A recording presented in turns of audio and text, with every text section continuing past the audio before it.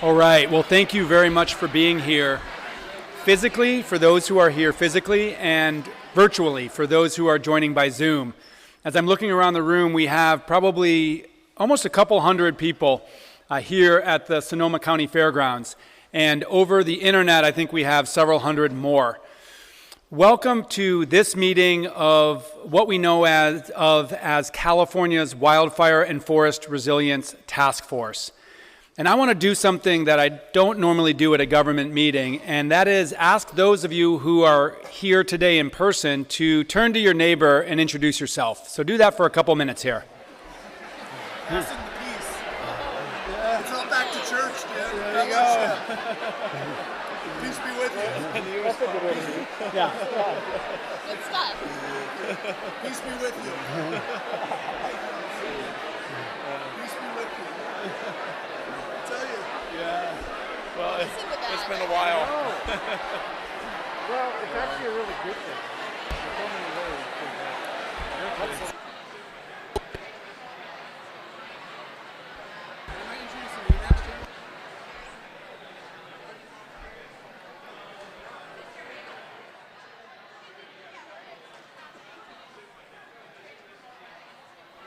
Okay.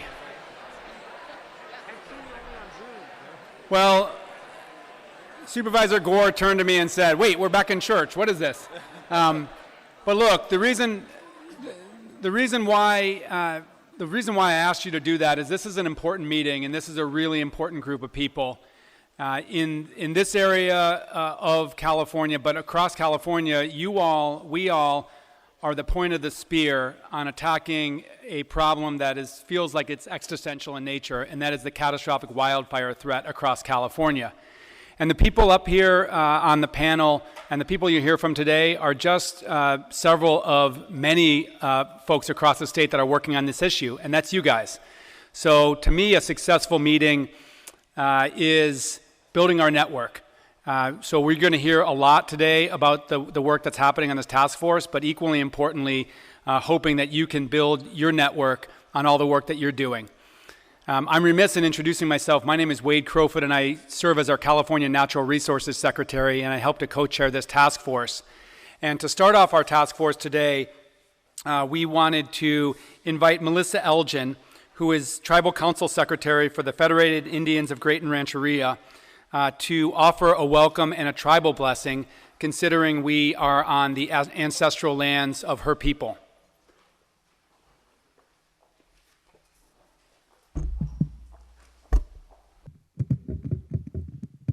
Opun Toish. Greetings, everyone, and welcome. My name is Melissa Elgin, and I am Tribal Council Secretary for the Federated Indians of Great and Rancheria. We are a federation of Coast Miwok and Southern Pomo, and our ancestral territory encompasses all of Marin County and Southern Sonoma County, including Santa Rosa, where we are today. So I just want to thank the panel and organizers for inviting our tribe to participate today and to represent. We have about 1,500 tribal citizens enrolled, so we're growing in our offices, and our government is growing, and we're building capacity, which is great. I also want to acknowledge our Tribal Historic Preservation Officer, Buffy McQuillan, who has been with our tribe as staff for many, many years, and she does a wonderful job regarding sacred sites and protection, stuff like that. So I will give a Coast Miwok blessing. This is our Weya Hawushna, our earth prayer. And so what I will do is I will say the prayer in our Coast Miwok language, and then I will translate it into English for you so that you know what I'm saying. So we always start and end with an O, and you can repeat if you like. O. Mamolish opu shuki. We are grateful for this day. Mukam keneto. All of us together. Wayami maako toish wushki, huna maako hinak toish shuk weato. Give us good hearts so that we may do good in this world. Shutami makoni, be with us. Oh. Kamolish, thank you all.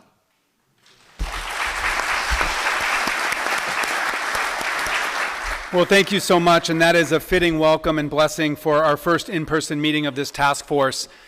Those of you who have followed the meetings or participated in the meetings of this task force over the last 2 years know that we center tribes, tribal communities, tribal wisdom in the work that we're doing.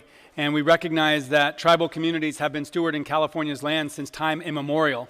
And a lot of the forest management, the landscape management that we need to engage in, like prescribed fire, were practices that were exercised by tribal communities since time immemorial.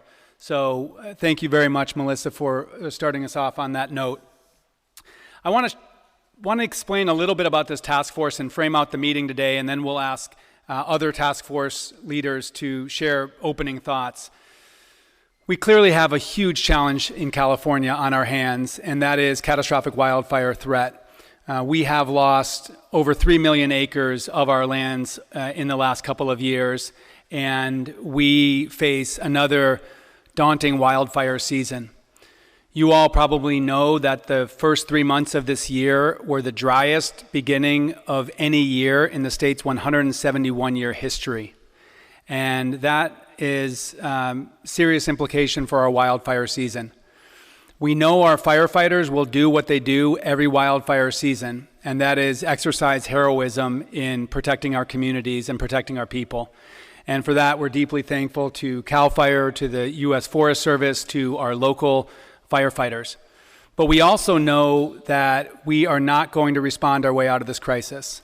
And really, that's where the task force comes in. We have to take proactive, upfront actions to protect our communities, to reduce the risk of small fires becoming very large, and to help our communities and landscapes recover from those wildfires once they occur. While state government that I represent has taken action in the past, we recognize that the scale and the severity, the urgency of this crisis requires us to do much more than we ever have. So for the first time in California's history, collectively, organizations represented in this task force are spending billions of dollars on projects to build our resilience to these wildfires and to return to a stage where we have ecological fire across the state, but it doesn't present the existential crisis that wildfires do right now. I know that a lot of people in this room have lost homes, have had communities decimated by wildfire in this region. And we know that more communities will face those challenges. So what we're talking about today is moving with greater urgency at more scale than we ever have before to take actions to protect our communities and our landscapes from the situations that we face right now. Again, once those folks joining on the internet, if you would like to ask a question or make sure we're addressing a topic in the discussion today, you can use your Q&A function. For those in the room, we've got an ambitious agenda, but we're going to try to build in an opportunity for at least some questions after the presentations, and there'll be a roving mic. Just to get a sense of where folks are coming, who lives within 20 miles of our fairgrounds here today? Raise your hand. Okay, I would say about 15-20% of the people. Who lives, keep your hands up if you would, who lives within 50 miles of this area? Okay, I'd say maybe 40%. Who lives within 200 miles, give or take? All right, most. And then put your hands down. Raise your hands if you're coming from further than 200 miles away. All right, probably 10% of folks here. So we've been meeting as a task force for 2 years online as a result of the pandemic, and this is the first in-person meeting that we're having. And I want to thank Supervisor Gore, who has led the California State Association of Counties, which is the big confederation of counties across the state. And Supervisor Gore, you've been really focused on raising up the issues in this region, but also the importance of counties, local governments being right there with the state and the federal agencies on planning. So I want to turn to you for some thoughts as we convene in your neck of the woods. Thank you, Secretary Crowfoot. You know, I love that you also You're Wade. You're not Secretary Crowfoot. I'm James, and for those of you who come from Sonoma County, I'm actually Jimmy. And I say that because in a sense of fellowship, that we're all together here, and that we've seen a lot of people in 3D and live and in person that we have not in a long time. And so I appreciate you starting with a passing of the peace and a little bit of camaraderie, because we all know that the magic happens on the margins. It's not just the agenda. It's not just the agenda item. It's not just subsection 5, subpart B, paragraph 5 of the updated vote that we take each and every day. It's really the relationships that lead to collaboration, that lead to partnership and results. We find ourselves right now on a fairground area in Sonoma County, and there's been a lot of fun, and there's been a lot of FFA and agriculture over the years. But if you were with me here in 2017, in 2019, in 2020, in 2021, and to this year, what you would see is a variety of action of this place serving as a hub for emergency management officials, for people to put up their tents, and firefighters, thousands of them, to defend our community, for us to get together and bring people from all over federal, state, local governments to take profound action. 125 million that we're putting in right now into veg management projects, forest resilience projects. I look around and I see not only those numbers, but I see people that have transformed along with us in this environment over the last 5 years. I see folks like Alma, who worked as a 911 dispatcher and then created a community preparedness hub for all communities, Latino, bilingual, everybody up and down this area. I see Jennifer, who used to work with me at the county and took a model that we built to help folks rebuild after our fires with block captains and take that into communities across the United States with after the fire. I see individuals like Carlos, who I just ran into, who we hadn't seen each other since we sat at a fence line talking about his desire to partner to build sawmills, even at the same time that he was living in an RV where he had to escape his home during the middle of the Tubbs fire, running with only the clothes on his back. We are a place that has not only been burnt, we are battle hardened, and we are leaning into the new reality, which is not just getting rid of the bad, it's adapting, and it's owning our place in this world with the risks that are in front of us. We also live in a community right here in Sonoma County that is really a buffer in between the populous Bay Area and the northern wilderness. 95% of the land here in Sonoma County is privately owned. 85% of the forests here on the eastern flank and up north and over into West County. We have more than 15,000 parcels that are under 50 acres or maybe even 25 acres in our forest land. So imagine how you achieve common stewardship principles when you're dealing with what could be considered a tragedy of the commons, right? You go north of us here and you keep escalating into more public lands, 25, 40%. You go up to places like in Trinity County, 90% plus public land management. At that point, what are you doing with the Forest Service, Bureau of Land Management, and others?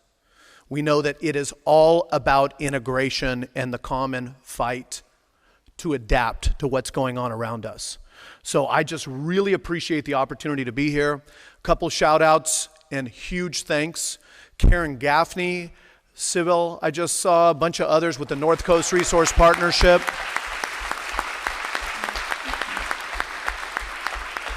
The North Coast Resource Partnership is a collaborative group, started with the whole former IRWIMP, those of you who know government talk with DWR and our integrated regional water management plans, and is now a full-fledged partnership on all natural resource management, 7 counties, 30 tribes.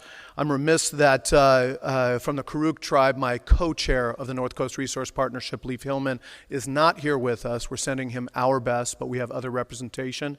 And I just want to thank from the Federated Indians of Great and Rancheria, Melissa Elgin, for being with us today, because it's not just all about us, it's about us and the land. And while, as we talked about before, there's been a lot of angst, some of us are learning.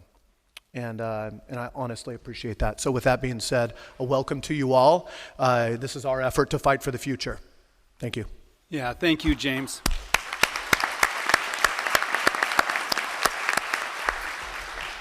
And most of what we'll talk about today is actually this regional leadership. And I have to say, it's really that North Coast Resource Partnership that has been a model to what we're trying to do across the state.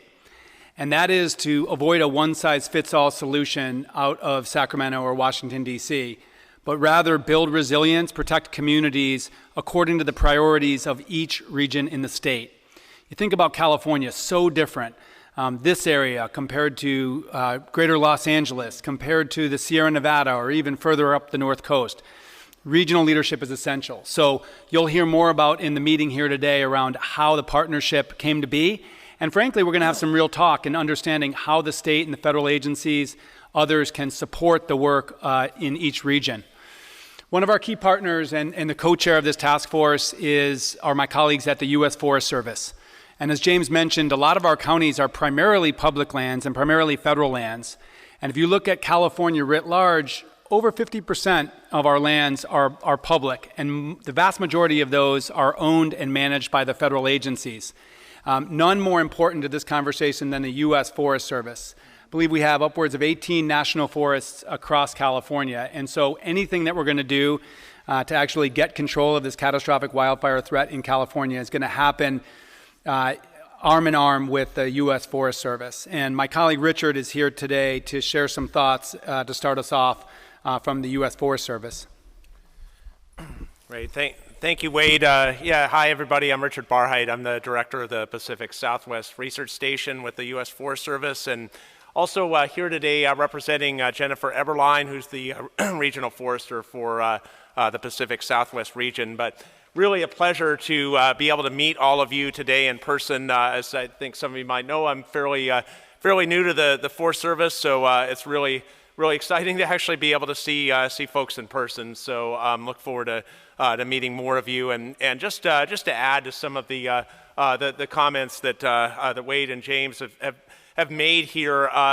This is a collaborative effort, as we all know, and we're going to need to work together across federal, state, tribal, county, local governments, and private industry and citizens to get this work done. And at the federal level, we have a very large investment in this area, $50 billion for resilience across a number of different threats and risks to infrastructure as part of the bipartisan infrastructure law that was passed last year. $50 billion total in the resilience area, and 90% or so of those funds will be spent outside the federal government. So we really know that this work cannot be done without our partners. And was recently on a discussion that we had with the White House implementation team for the infrastructure bill, and really discussed the necessity of the vertical and horizontal integration to get this work done. So this is going to be all of federal government working together, and then working together with all of our partners, and we're all intertwined in this, and but it's also an exciting opportunity. I think as we go forward, I think we all recognize the challenges ahead of us, and we know that we're going to need to meet those challenges. And when we look at this work, one of the things that Jen and I talked about in advance of this meeting is it's really going to be important for us to show that we're making progress on these actions that we've set out. And I think that with the task force here, the actions that have been laid out in the action plan are entirely consistent with those that we have in the federal government for doing this work as well. And we need to come together, and we need to be able to speak a common language in terms of how we're measuring our progress, how we're assessing our conditions, and looking at the outcomes that we see from these projects, from these investments that we're taking on. And we'll be able to do that. I know we'll have a lot of work together to look at data and defining data and consistency and, and having access to that data and monitoring, reporting across all of the different landowners and folks who are invested in these efforts. So very much looking forward to working with all of you on this important challenge, and thank you so much to all of you for the work that you do.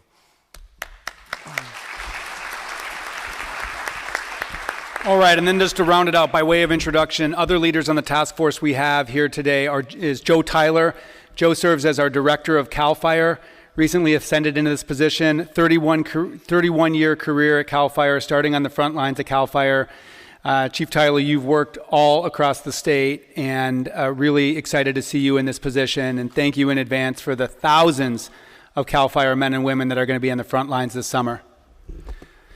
We also have on our committee Don Hankins, who leads our Indigenous Stewardship Network. As we've said, it's so critical to have tribes leading this effort, and Don is ensuring that tribal voice and leadership is part of this task force and steering this task force.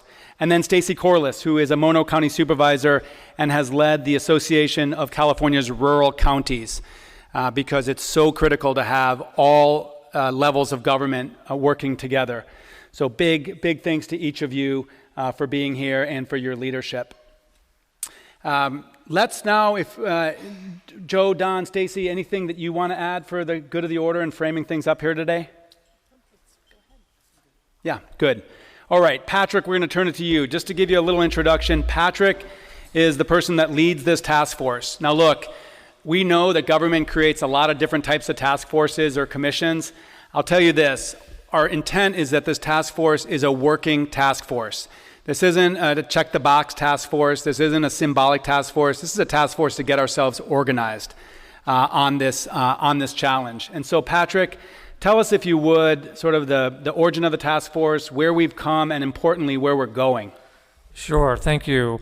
I have to just say personally, this is a real thrill for me to actually meet many of you for the first time. I've been on this job now for 2 years and still haven't met many of you. And so for me and for many of you, this sort of feels like the first meeting. We have gotten a tremendous amount of baseline work done. When I first started this job and started talking to Secretary Crowfoot in the governor's office, one of the things they made really clear is there's a lot of great stuff going on in the state with respect to forest resilience and community protection, but folks are working in silos. It's all over the map. We really need a framework. We really need a vision that can move folks together, that can align federal, state, local, tribal entities that are doing great work across the state. So we did, as Wade said, put together an action plan a year ago that was meant to be a comprehensive framework that covers the full range of activities that are either already underway or about to be underway throughout the state of California to try to get a better handle on forest health and resilience. So we got that plan out. It was driven in large part by you. It was driven by a wide variety of stakeholder groups that come together on various issues related to prescribed fire, reforestation, regulatory streamlining, wood utilization, everything under the sun, all put together into one framework to help guide us. We got that plan out, and as soon as we got that plan out, it sort of quickly became apparent that to lead this effort, we needed to walk the talk. We needed to have a senior group that reflected the diversity that was needed to make this plan happen. So we quickly created or reorganized the task force to have federal, state, local, and tribal leaders in recognition that this is really a collective responsibility. As James Gore was just saying, you're not going to hear individual agency presentations on individual actions. You're going to hear about how we're collectively scaling up to increase prescribed fire, to increase reforestation, to get more fuel breaks done, to get more communities protected. So, and then of course you're going to hear, as we are today, from the regions. We're going to have regional meetings meetings. Every other meeting will be regional so that we can hear directly from the regions what's working, what's not working so well, how can we partner better, how can we better aligned. We did put together, as part of that plan, a very specific set of milestones. There's 99 specific action items that we're tracking. That's a big part of our job. But an even bigger part is to continue to work through our work groups and our regional collaboratives to try to scale up through our collective action. So what we're going to try to do today is give you a flavor of where we are in that process, some of our major highlights at the task force level as we try to move a number of these initiatives forward. We're going to hear from Karen Mortensen from BLM to talk to us about Interior and their growing role at BLM and Interior in this arena. We're going to hear from our new regional frameworks work group. Again, in true task force fashion, a joint presentation from the Forest Service and from the Department of Conservation on how we're trying to pull together regional frameworks that are aligned to the specific risks and priorities in each region. And then probably most importantly, we've got two panels. We've got a panel led by the North Coast Regional Partnership and others to give us a flavor of how the regions in this area are working together collectively to try to advance their forest resilience and community protection roles. And then we're going to have a partner panel where we hope to have a real conversation about, again, areas that we need to do better at, what's working, what's not working, have a real conversation, particularly coming off of the COVID era that we've been through. We know there's a real sense, a real need for people to have conversation that's been very difficult to do over Zoom calls. So we hope today will be the first of many meetings where we can work together and engage with each other on a much more personal level. So with that, I think we're ready to dive into the agenda unless the executive committee has any other initial thoughts. No, let's go for it. Alrighty, so if we could start, and let me also just start by thanking the IDEA Cooperative. They're the group that have put together the new design, all the signs you saw, everything you've seen. You'll get a little bit of a longer presentation from them in a few minutes, but they've done a tremendous job. So to start with, let's go to the next slide.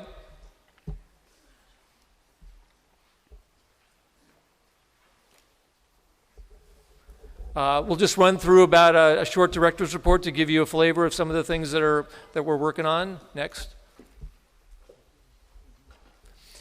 What we try to do with these meetings, there's so much going on, it's really hard to capture.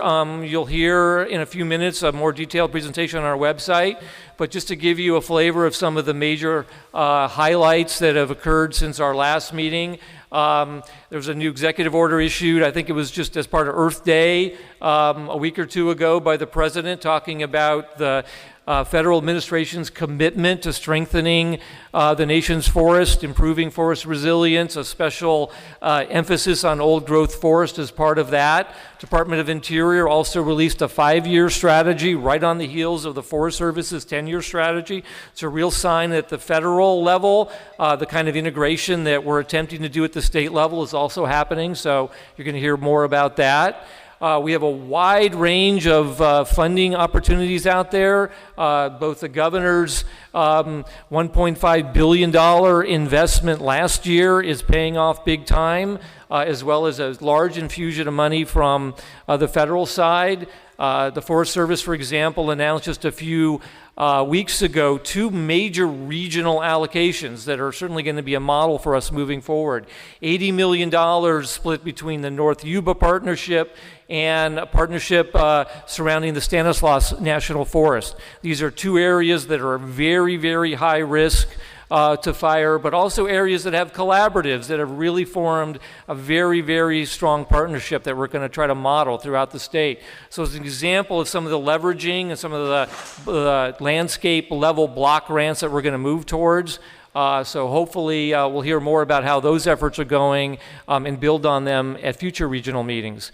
CAL FIRE has a wide range of grant programs that are either underway or are already releasing awards. In fact, I think today CAL FIRE announced $88 million in forest health grants.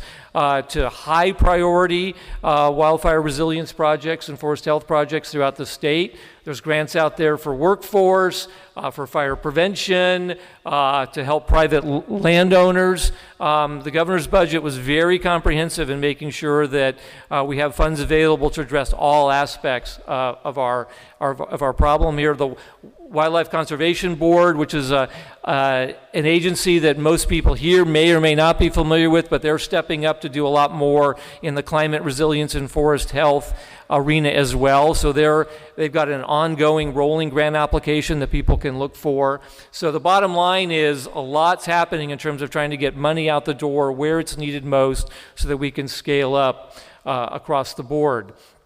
The Office of Planning and Research is on the verge of issuing a what's known as a wildland urban interface best practices inventory. We hope that'll hit the streets in the next week or two. Again, it's sort of the first time that we've got the state behind a comprehensive picture of what communities need to do to be fire resilient, a real state-of-the-art document that's going to get a lot of press and a lot of attention in the next several weeks and months. CAL FIRE is also hard at work doing inspections. Thousands and thousands of inspections are already underway, 47,000 in fact, through March 2022. So while we're working at the task force level to try to align, rest assured that work is continuing on the ground to make sure we're making progress. The Reforestation Work Group, you heard from at one of our recent meetings. They're working hard on their new partnership pipeline. From what I understand, it's the first effort nationally to link Forest Service, CAL FIRE or state level, and private efforts to develop a restoration pipeline. What we've learned from that effort is no matter how much money you have, if you don't have the seeds and you don't have the nurseries and you don't have a collective effort, we're not going to get there. So they're working hard on an integrated approach to do that that's paying off. We also have a number of related agency efforts that Wade is leading, a natural and working lands climate smart strategy, the 30 by 30 strategy. What you're going to see over the next couple of months and years is these efforts begin to be much more integrated and interrelated. Obviously, the forest health sector has a lot to contribute towards those plans, so we're working hard with his office and other offices in the state to make sure we're aligned with those programs. And then finally, with respect to prescribed fire, the governor released the prescribed fire strategic plan last month. That was a year in the making, and it's a real model for the task force. We had the state's leading prescribed fire practitioners put together a comprehensive strategic plan to deal with all of the big issues surrounding prescribed fire: training, workforce, liability, funding, air quality, safety, etc. So we're real happy that plan is out, and I've heard from several people that's circulating around the western U.S. among Forest Service folks, Interior folks as a real model. So this just gives you a flavor of the collective action that's happening, and we'll again try to give you these reports at each meeting. But more important, as you'll hear, we're going to be designing a whole new communication strategy with a website and a monthly report to keep you better up to speed on what's happening, and also to educate you on how you can be more engaged in our various work groups and our other various agency activities. So that's a flavor of where we are there. The next slide, we can move on, again, is just a snapshot. I want to remind folks that we do have this Airtable system on there. If you have interest in any one of the specific action plan deliverables, you can go on our website, you can find Airtable, you can find out who's the lead, what the deliverable is, what the deadline is, who to contact if you want to get more involved. That system is well up and running. Happy to say that we have no actions anymore in the not yet started column. Everything's underway now that we've got a full budget and staffing behind our actions. So continue to look for that to be updated. Next slide. This next slide will just give you kind of a brief overview of what to expect in the next couple of meetings. Of course, today's meeting, the focus is all on the region, what's happening up in this part of the world. We will then be back in Sacramento with a special highlight on our tracking system that's under development right now, and all the various efforts underway regarding regulatory streamlining. We will then go back out to the region. We'll go back to the Sierra Nevada. We're going to be working closely with the Forest Service and the Sierra Nevada Conservancy to pull together a meeting in the Sierra Nevada that will showcase all the efforts that are happening out there, with a special emphasis that Stacy will appreciate on recreation.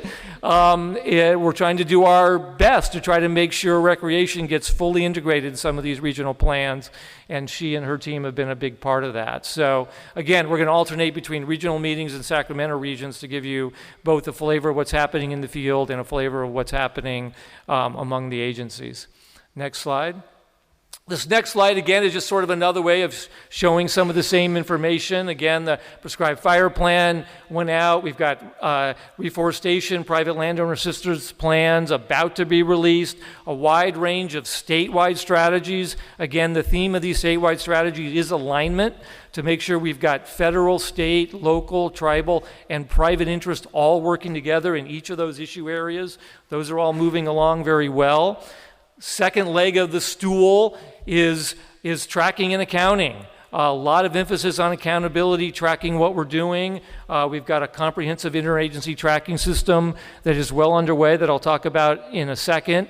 We're also building a forest data hub, so it'll be a one-stop shop for all the different data efforts that are out there, so that you can get the best available information as you move ahead with your various regional efforts and projects. And then finally, again, a series of regional meetings where we're going to have a regional focus. So on the tracking system, just briefly, we're going to spend a lot more time on this in July. I'm just going to give you a couple slides to give you a flavor of where this is going. A lot of emphasis on trying to track how well we're doing towards the million-acre strategy that was announced as part of a couple of executive orders, the Forest Carbon Plan and the action plan itself. We've got an interagency team working with a team of consultants to try to define that better.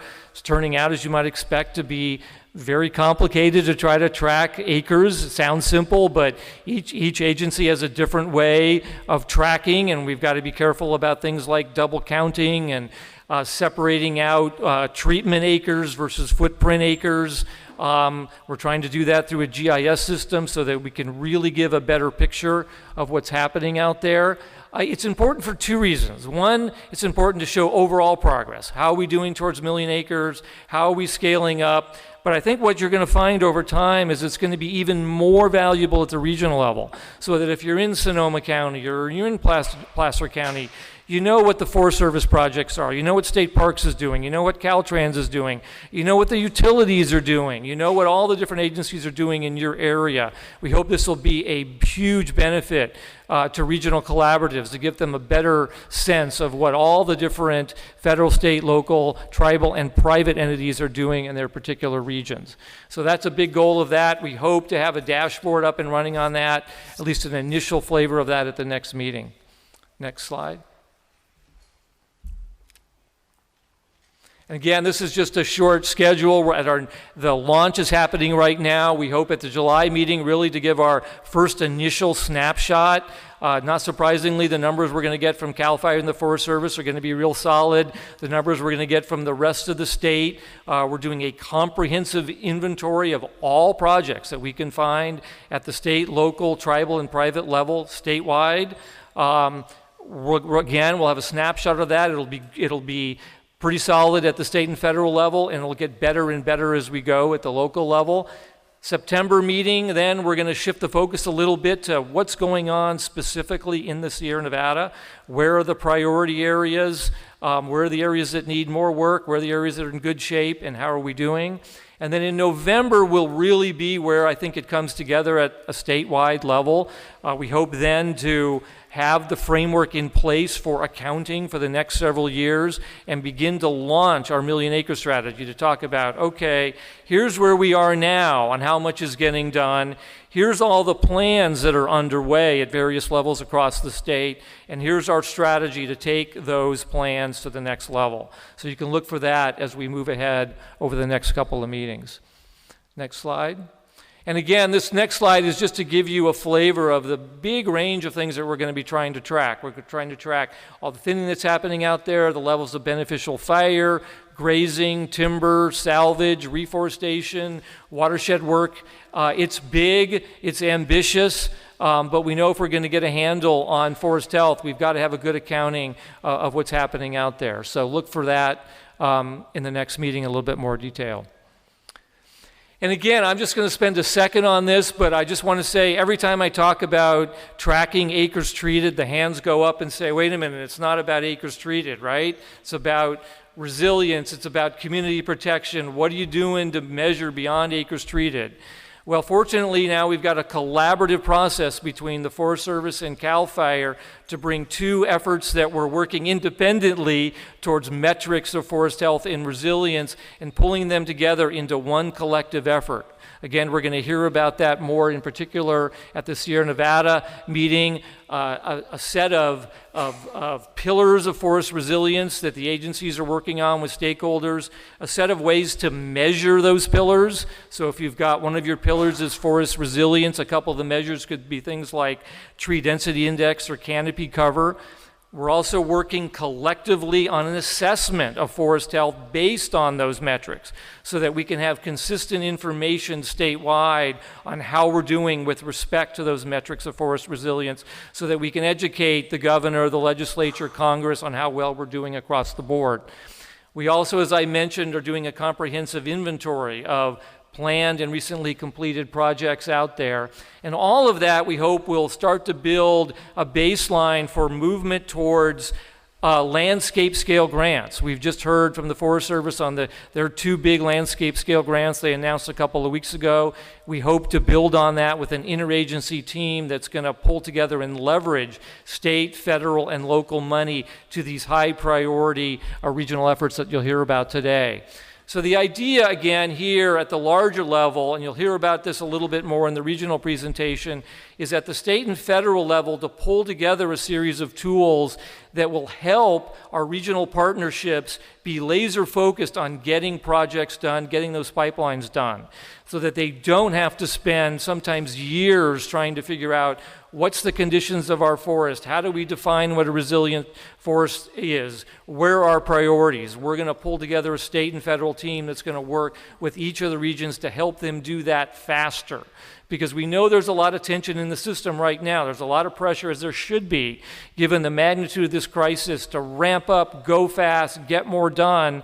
But the countervailing pressure is slow down, be collaborative, make sure you've got everybody on board at the regional level.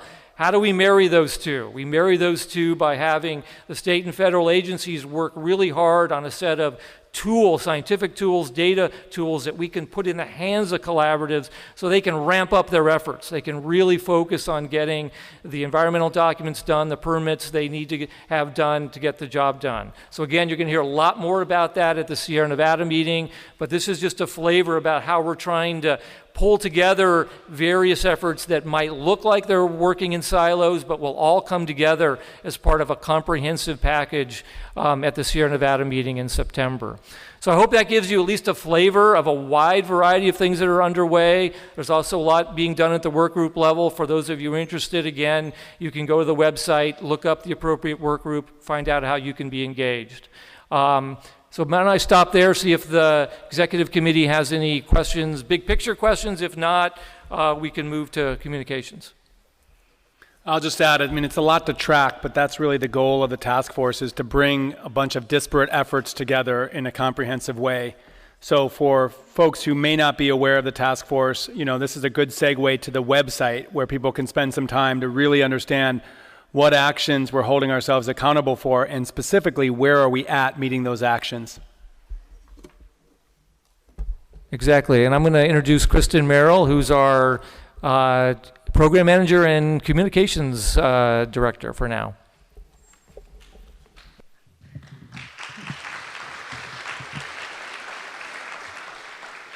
Hi, so my name is Kristen Merrill. I am a senior environmental scientist with CAL FIRE's Climate and Energy program, and I have the pleasure of serving as a program manager for the task force. Isn't it great that we get to unveil our faces and our brand on the same day? Like, that's fantastic, right? And the reason for this is, Patrick and I have been assuring you that we would have consistent and comprehensive communications about the breadth of our task force partners' efforts and the resources that are being put into these issues and the impact, the real impact of that work. And we've been promising you this, and we're about to deliver. But you might ask, like, why would we brand a task force? Like, we're a task force, right? Why do we have to brand it? And, when you have a brand and you connect a brand with consistent communications, that helps with recognition. So you'll see the brand, you'll be like, oh, this is from the task force. I want to read it. Also, when you have a brand and it's backed by reliable information, that instills confidence. So I'm going to take this. I know it's good stuff. And so what we did was enlist our task force, our work group communications work group. So thank you for those of you who participated in that work group. And we together hired who we thought would be the best firm to deliver both a strong brand and really good, consistent, clear, understandable communications. And so I'm pleased to introduce tonight the IDEA Cooperative. They are here out of Petaluma in Sonoma County, just convenience. But before I introduce them, I want you to know that when they came on board in February, they took a concerted effort to do a lot of interviews with, and some of you had the pleasure of interviewing with their team. They're great to work with, they're great to talk to. And then they took what they found in that interviews and they really locked in the messaging. So we got it right. We're hoping that we got it right. And so what they've done is create the messaging and the creative content, the creative identity, which you'll soon see more of.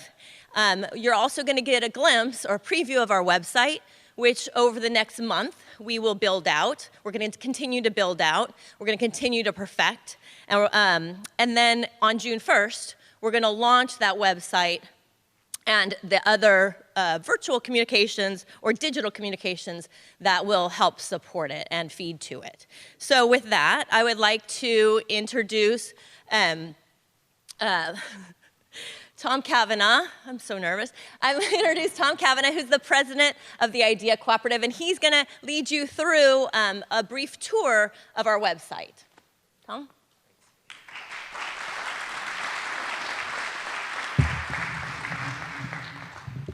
Okay, I'm going to have to adjust this, aren't I? Are you saying something about my There we mic? go. No. All right, thanks, and hello, everybody. So I'm Tom Cavanaugh. I'm from the IDEA Cooperative. We are a Sonoma County-based creative communications firm, so welcome to our neck of the wooey. First, before I tell you what we're going to start working you through some of the work that we've got here, I just want to say how honored we are as a group to be a part of this. Really, really, we're just proud and honored to be able to do our part as a community, as a marketing firm, to be able to help in this incredible initiative. So thank you all so much. Thank you, Kristen. Thank you, Patrick, for putting your faith in us. Thank you for the communications work group, who's put a lot of work in, and all the crazily passionate, fascinating people that we got to interview, who kind of helped get us up to speed and to be able to learn all the acronyms. Okay, so you're looking at the new creative identity for the task force. The idea behind this was to create a distinctive tone of voice, a distinctive look and feel, and something, as Kristen was saying, so that you can begin to recognize task force communications. And we just kind of wanted to create a place that, with this look, where you're comfortable learning and engaging with the information that we're about to start pouring out into the public. So, as you can see from the look and feel, it has evolved a lot. It's evolved kind of from a literal interpretation of fires and houses into a more iconic one. We call the logo mark the tree house. It emotes a tree and a house, but we're also drawn to this identity because the upward arrow element of it tended to say progress to us.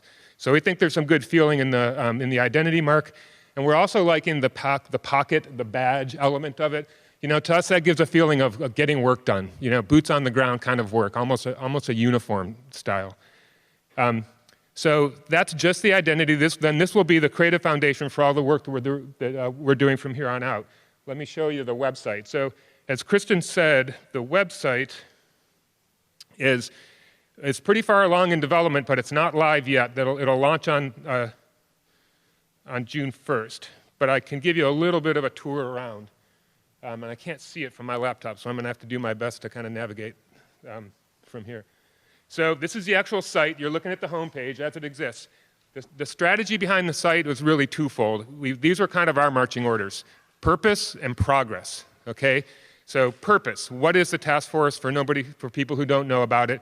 What's its intent? What's it going to do? What does it stand for? So to that regard, I don't know if you can read this, so I'll read you what the about copy says on the home page. It says the front lines of landscape health.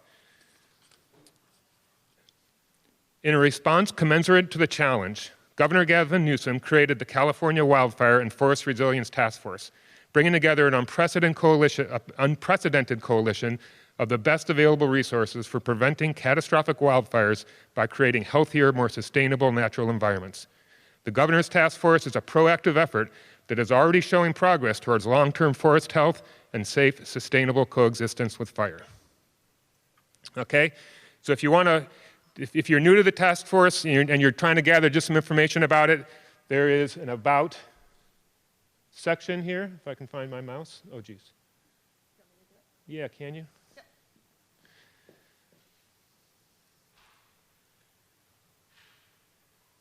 Oh, that's not going to be. Down here. Yeah. Where do I go? Here, I have an idea. I think I can. We got to open this, right? Yeah. Yeah, it doesn't show up on here though. Oh, got it. Yeah. Everybody, Alex Roa, who has worked pretty much nonstop for the last 3 weeks to get this thing together. There we go. Can you see that? I'll do this. So Okay. that you don't have to. Okay. Yeah. Do you want to just go ahead and hit about? You know, so if you're still learning about the task force, you can go to the about page. If you scroll down a little bit, you'll see some of the areas that you can navigate to. They're also in the upper nav. But Kristen, go ahead and just scroll down. There you go. Yeah. So a lot of what's on the site is up there now in this kind of about section. So go on back up now to plan. You can see where the elements of the plan are all there. So you can download the action plan. You can kind of go through all the other elements. These are the elements that are on the site before. Instead of progress, go ahead and go back to the main page, to the home page. So there's going to be a lot of ways to access content. The progress tab in the header is going to take you to a page where you're going to be able to get quickly to the progress and the content related to the progress that you're looking for. You can see right here, Kristen's in the part where we're going to elevate about 6 articles all the time, so it'll have continually dynamic content. Whatever we feel we want people to know is going to be in this top, kind of key takeaways, kind of the latest news section with real tangible kind of boots on the ground progress that you can learn about right away. If you saw the little GIF animation, this is still a little bit work in progress in terms of what data is going to be here, but kind of another, kind of top line fun way to show kind of where we are based on the Airtable. You can access the Airtable directly from there. And then you can get into navigating by goals and by key action areas. So go ahead and hit Forest Health. And okay, you're through to forest management. So all the content in this site, and we're expecting to have hopefully hundreds to thousands of posts that will be created. It's all tagged, it's all indexed. So wherever you go in the site, you're going to get followed by content on every page. So you can always find posts and articles and news and information kind of wherever you go. So the goal is to get you quickly to the content you're looking for, and wherever you go in the site, it's going to serve you recent content that's showing progress that the task force is doing. So we're pretty far along. We're filling in some areas of the site still where Kristen is helping us get as much content as we can. So when we go live June 1st, it'll look like a really highly functioning, very full of content site. And yeah, that's it. We're really proud of it. So thank you.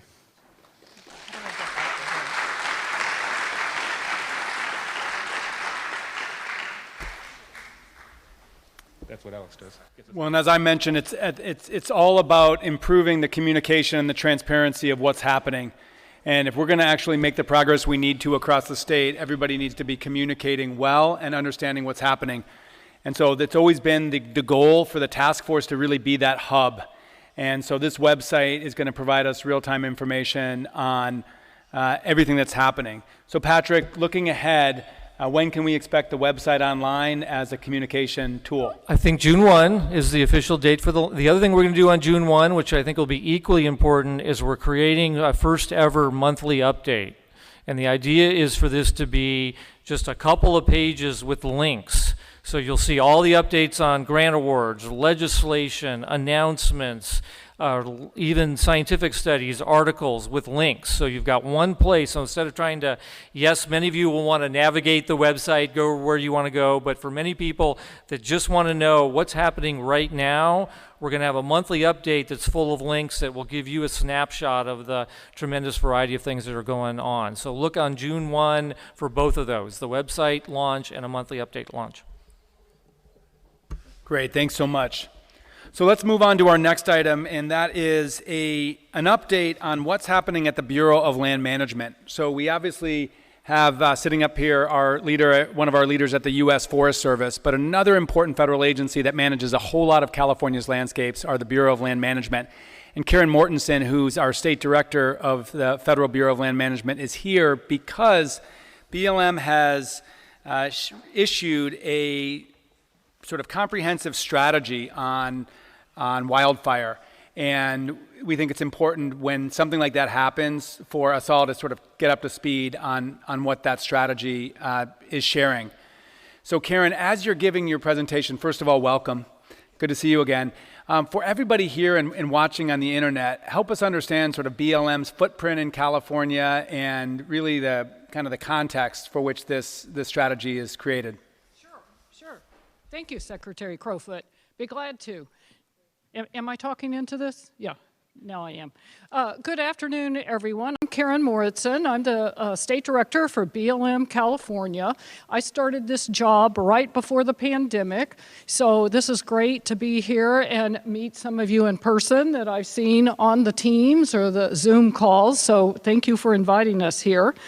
I really want to talk to you about what the Department of Interior and the BLM are doing in our forestry and wildfire programs and how the bipartisan infrastructure law is going to support California, support all of you in the wildfire and forest resiliency.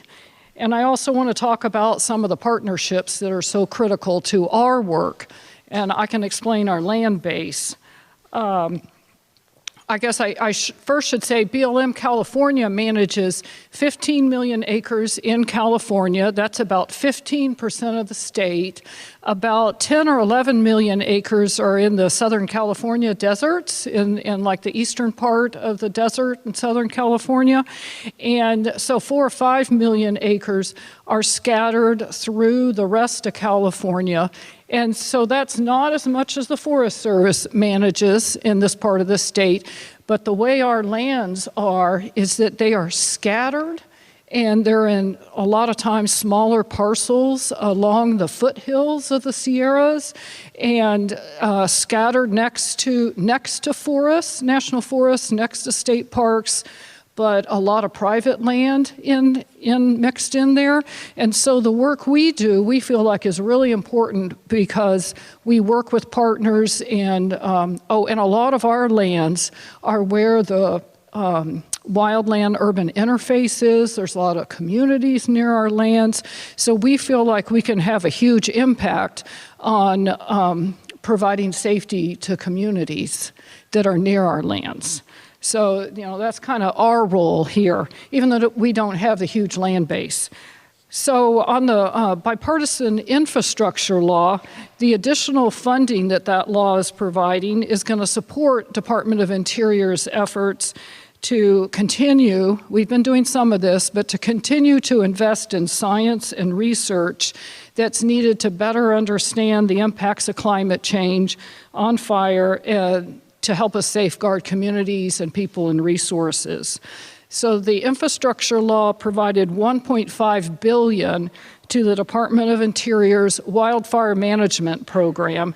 Now, there was other monies given for other programs in Interior, but for wildfire management, $1.5 billion to address wildfire risk and prepare communities and ecosystems against the threat of wildfire, to try to make some historic investments in forest restoration, hazardous fuels reduction, and post-fire restoration. And maybe I should have said, I'm sure you all know, Department of Interior is made up of 4 main land managing agencies. That's the Bureau of Indian Affairs, the BLM, the National Park Service, and the National Wildlife Refuge System, part of the Fish and Wildlife Service. So BLM's just part of that.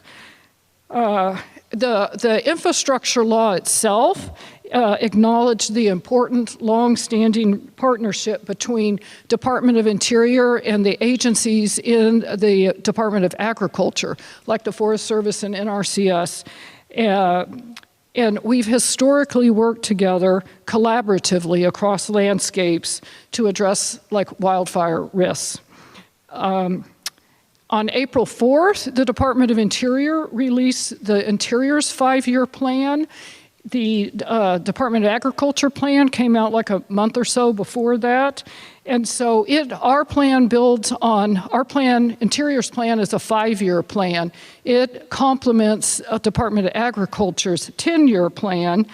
And so together, both of these departments are building on the vision and goals of the cohesive strategy. And we're adding science and outlining our shared commitments to responsibly and expeditiously implement these huge investments provided as part of the infrastructure law funding. And these 2 plans together are really trying to target high-risk areas that are going to be a priority for wildfire mitigation attention. And they're showing our commitment to supporting our firefighters through science, technology, training, and workforce reforms. And the plans establish our intent to support communities that are recovering after fires through ecosystem restoration work, to set landscapes on a path towards natural recovery and climate resilience. And finally, these 2 plans really recognize the crucial role of our state, our local, our tribal, and our many other partners to collaborate across jurisdictions as we do this kind of work. So for BLM California, here are some of the things we've had going on lately. For this year, 2022, we're receiving about $9 million in regular appropriations to reduce hazardous fuels on both federal and non-federal lands. And this is a little bit of an increase from prior years. We're expecting to get almost $2 million additional dollars this year through the bipartisan infrastructure bill. Last year, we treated over 25,000 acres of hazardous fuels, and the BLM now has a goal of treating 1 million acres. This is nationwide. And so this year, we anticipate getting a little over 25,000 acres, but we're trying to ramp up in California to treat 50,000 acres a year. And all of that's going to be focused on high-risk areas near communities. So how are we doing this? Well, we're really looking for efficiencies, looking to work with partners to implement these goals.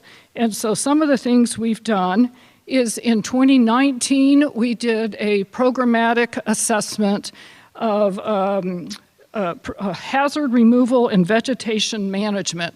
So it was a programmatic assessment to front load some of the NEPA and other environmental analysis for fuels reductions near roads, critical infrastructure. And we've done 38 fuels reduction projects since mid-2019 when we approved that plan. So we're continuing work through that plan. We are now working on another streamlined environmental analysis for fuels treatments in the wildland-urban interface. And this is going to be for high-risk areas near the within a mile of the wildland-urban interface. We're analyzing 900,000 acres that we could treat over the next 10 years. And this effort is, we're also trying to do the environmental analysis, the various clearances ahead of time so we can just make it easier to design individual projects. And this effort is really significant, again, because of the way our land base is. So many of those lands are near these communities. We are also analyzing the lands that are at very high risk or very high risk, according to an analysis that the Forest Service and CAL FIRE published a year or so ago that looks at the really high-risk lands. So we are really focusing on those high-risk lands to analyze. The idea is that we would work with partners on doing the fuels reduction in this area, and so that fuels reduction could be done on our land and adjoining private or other lands. And so if a partner could work on a project, they wouldn't have to worry with the BLM permitting part of it.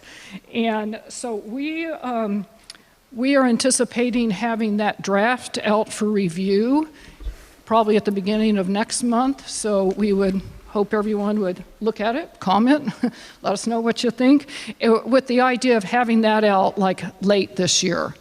Some other things we've been doing, in the last couple of years, we've leveraged more than $18 million in grants that we have gotten from CAL FIRE. And we've used these grants to work on partnership agreements. And that's the Climate Change Investments Forest Health Grant Program. So we're appreciative of that work with CAL FIRE. That's allowed us to do some really significant projects. One project that I got to visit not too long ago, or last fall, is our effort to restore the only BLM-managed giant sequoia grove, and it's within our Case Mountain recreation area in Tulare County. We have 1,000 large sequoia trees and tons more small ones. And we did 1,100 acre understory thinning, and that was a CAL FIRE grant. And it was also a good neighbor agreement with the Tulare County Resource Conservation District, and they're almost finished with that. And so that's an example of the types of projects we do. Then, speaking of good neighbor agreements, we do a lot of those, but we're trying to make that program more efficient through the BLM so we can do more of these good neighbor agreements, especially as we start getting more funding. And so we're really looking forward to more of those good neighbor agreements. Another thing we're really committed to is restoration after wildfire. And one thing we recently did is we put together a climate-smart reforestation plan with American Forests after the Camp Fire in 2018. And this is our first climate-smart reforestation plan that we created with American Forests with the express goal of restoring areas that are going to serve as a connected fuel break with the adjacent lands. And we hope we're sure it's going to build a fire-resilient forest structure and adapt to a changing climate by reforesting with trees better suited to the changes we're seeing, and allow us to actively manage the vegetation into the future. So we're really excited about that. And then one last note, in addition to the fuels money we're going to get through the bipartisan infrastructure bill, we're anticipating that in the near future, we're going to get allocations for ecosystem restoration projects, which we'll have some of that allocation, and that will benefit California. But I have to say, all of these projects, the types of things I described, we at BLM really work with partners and want to work with partners more because, like Secretary Crowfoot, you said, you know, one size can't fit all. So kind of by the nature of the way we do these projects, they're all different. Mm-hmm. and I think it's pretty neat. So anyway, we have an enormous challenge, and I'm really thankful for all the partnerships we have and for inviting me here to give this update. Great, thanks so much, Karen. Just a quick, what my key takeaways are, you know, more funding into Department of Interior and Bureau of Land Management, working to cut the red tape or, you know, do that environmental planning to clear the projects, and focus on partnerships given that you've got a lot of neighbors, be they private lands or local or federal. One question I have is, you know, let's take this region where you have some BLM land up by the geysers, pretty close by. How would a local community or a county or a fire safe council or an RCD reach out to the Bureau of Land Management to work with you? That's a good question, thanks. There's a couple of ways. They could talk to our local offices, and so near there it's our Ukiah office in Ukiah, and call that office, or let me know. Another way is Corrine Francis is here. Corrine is our lead forester for BLM California, and she's got some cards back there, and Corrine would love to steer partners in the right direction. Great, thanks so much, Karen. Appreciate your work. Let's give her a hand.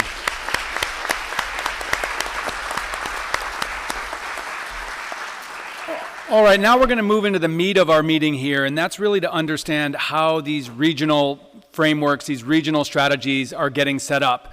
We're going to do a deeper dive into the strategy for the region that we're in right now in just a moment. But I'm going to ask Kayla E. and Michelle to share, first of all, sort of the approach that state and federal agencies are taking to support these regional efforts. As we said, one thing we know is these solutions are not going to be found in Sacramento or DC. So Kayla E. and Michelle, what are we doing at the state and federal level to really lift up and empower regional leaders? It's a perfect question. So we're going to walk through a presentation that answers that question. I want to make sure that we're loud enough for those online because I guess we're having some issues. So I'll speak it loud and we'll have to keep the mic up close. We wanted to open up by introducing ourselves and some of the work that we're doing and then go into the presentation. My name is Kayla E. Bright. I'm with the California Department of Conservation, and our role in this task force is really centered around those key themes of creating stronger networks, organizing our priorities, and I think, you know, organizing them all towards the common fight that Supervisor Gore very well articulated. We run the Regional Forest and Fire Capacity Program, and we support regional leadership in our states across the state so that we can deploy forest and fire resilience work on all lands. I'll pass it to Michelle. Thank you. My name is Michelle Berry. I'm the Shared Stewardship Program Coordinator for the U.S. Forest Service here in Region 5. I'm relatively new in my job, but my day job is to work across all lands, projects with the Forest Service and our partners. So broadly, that's a perfect fit for being here. Although Kaylee E. and I are delivering this presentation together as the co-chairs of this Regional Frameworks Working Group, I have to say we work with a really cool and thoughtful group of partners in our group who are really working diligently towards this effort. So a nod to our team there too. So what are regional frameworks? At its core, the simplest way for me to describe this is it's a structure and an organization of a lot of moving parts to try and make sure that we capture all of the parts and pieces, nuts and bolts that are necessary to move us towards this common goal. We provide coordination to state, federal, local agencies, tribes, non-government organizations. We're really focused on finding ways to reduce our redundancy, problem solving and troubleshooting perceived impediments, seeking collaboration opportunities so that we can all move towards this goal of scaling up towards forest health on all lands across the state of California. So we wanted to, at the front end of the presentation, walk you through the full kind of cycle of what we're going to be describing in the following slides. And it's important to call it a cycle because it really does feed into itself as we go along. And the first part of this is kind of what we're doing here today, and it's the statewide input and support for our regional partners. And Patrick walked through quite a few of the ways that we're going to be supporting and providing guidance to our regional partners, and we'll go into that in the next slide. But what that does, and which is most important in this cycle, is it cements and supports strong regional leadership for action. Key in the regional leadership is for those groups to work towards organized plans of work, organized plans of work that not only just identify projects and create project lists, but organized plans of work that really have a vision and a recognition for the state of things on the ground and the desired conditions for where we want our landscapes to be in the future. Following that, you just have to get down to real projects. Like we can't dwell in the high-level planning and the data management and everything too long. And it really comes down to pulling projects together in actionable portfolios that we can then steer towards long-term and aligned funding from all of our programs, as Patrick walked through earlier. And through that, you start to really build that collective action, not only collective in the sense of priorities shared amongst the parties participating, but collective also in sense of resources in the agencies that are committing their authorities and everything else to these works. And then really, really critical is we're held accountable for all of this work. This is not only, there's a moral accountability, there's a fiscal, governmental accountability that we actually accomplish the resilience goals that we're seeking to accomplish. So how do we monitor progress? How do we know where we've gotten so that we can then feed that back into the cycle with statewide input and then give additional guidance and additional support for our regional partners? You got it.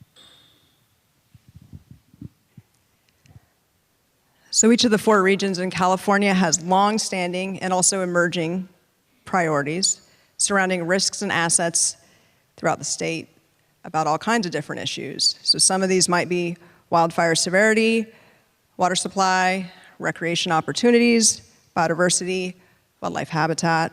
That's by all means not an exhaustive list.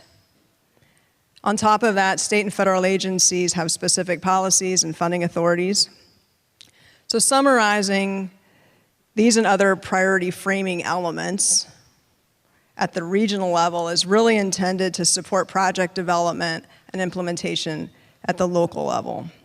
And so in the next 2 slides, Kaylee is going to describe this in a more detailed way. So the regions portion of this is meant to really provide 2 functional purposes. The first to the practitioners who work on all sorts, everyone here works in all sorts of different overlapping jurisdictions and maps, and we've had probably way too many meetings about how to draw, how to align all the lines so they all line up perfectly.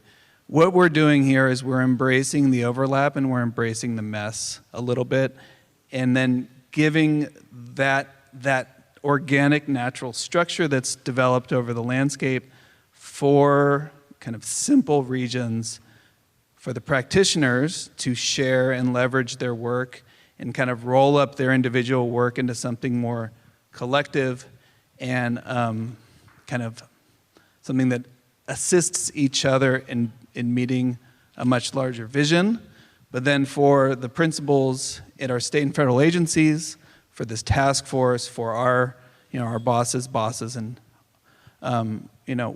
we want to create a simple, efficient conduit for accountability that principals can use to understand where we're going at the regional level, but also kind of where they're, probably most importantly, which we all know, it's like, yes, the successes, but it's also where are we running into barriers and where can we interject ourselves and problem solve and get to where we want to go. In the regions, we're going to have 3 main deliverables in the near term and probably updated ongoing. First are these regional forums. So regional forums, this isn't a regional forum, but regional forums being in-person and online meetings at the regional scale that will give practitioners a space to meet together and learn about their work and leverage resources and really try to figure out how they can be more efficient in meeting their goals. And then next are regional profiles. This taps into where Patrick was talking about providing resources to regions about conditions on the ground, data related to where we want to go and what we're seeing. And then wrapped into that are regional metrics and regional assessments, really helping our regional partners through the regional groups kind of have a base of information so they don't have to recreate the wheel every time. They can choose to add flashy spokes to the wheel or nicer tires, but really giving them that kind of basic structure then to move and do the real work on top of. How this works kind of in practice, and you're going to hear more about this later. So we're in the northern region. One of my pet peeves is people always want to call it the North Coast region, but we are in the northern region. We love the coast. And within the northern region, we have partners who span from the coast up to the Klamath and down the Sacramento Valley. And it really constitutes a very diverse set of partners. And I'll talk more about the partners in a second. So regional partnerships then, where the regions are more of a geographic collection point for the work that's happening on the ground, the regional partnerships are the collectives of individuals and organizations that are working together to do work over a large landscape. And I see people trying to squint at the map right now to try to see all the different things, and it's kind of hard. So I'll walk through the maps a little bit. So on the left, well, I should say first, when we talk about regional partnerships, these are the partners that we are working with to move projects forward, to do planning, to do all of the work we're trying to do. The map to the left represents the small black dots are the Forest Service collaboratives that really were the foundation for regional partnerships. These are the groups that, over the last couple decades have been meeting, pulling plans together, putting projects together, and are the groups that we're relying on to deploy projects now. The second map on the left, the map to this left, not that left. So, that left. The Regional Forest and Fire Capacity Grantees really captures what Supervisor Gore started to talk about, where we are focused on an all lands approach. And when he walked through the landscape starting here and going north, you started to really capture the complexity of what kind of lands we're trying to knit together into these larger frameworks. And it goes beyond one single type of ownership. So what we're trying to do in the Regional Forest and Fire Capacity Program is knit together coalitions that can really cover those all lands approach and put plans and projects on the ground that can do that work. So through the regional partnerships, and again, this is all of the above organizations, we are going to be putting forward regional priority plans, which are meant to be broad priorities of what kind of work needs to be done. Long-term work plans, this is the real tangible list of projects. If you think about like a transportation funding plan, this is where we want to go in 20 years. Here are the projects, here's the path forward, here are the needs. Let's move this all as a package. And then project pipelines ties into work plans, which is the actual projects permitted and ready to go. So we're just basically trying to line up singular points of leadership to move kind of sequenced projects forward that meet much bigger visions and plans that everybody has bought into. So where does that put us on the horizon?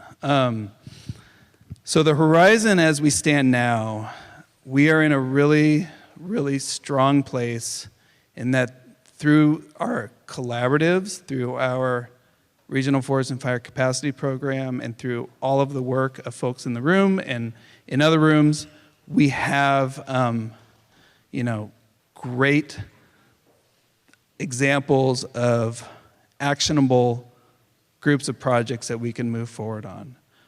What we as a department and what we as a program are going to be working on in the near term is really doing the connective hustle to pull together actionable batches of work that we can then take to our funding partners who run larger implementation programs like CAL FIRE, the Forest Service, Wildlife Conservation Board, NRCS, and others, and really try to line up funding for these blocks of projects. Really exciting news from CAL FIRE today, or with the Forest Health Program. They've committed to funding $10 million for the North Coast Resource Partnerships planning process that was done under RFFC. That's the type of activity we want to see, because what that does is it gives our partners, a real funding base to pull in to move work forward, and then bring in other partners to accomplish the bigger goals of the plan.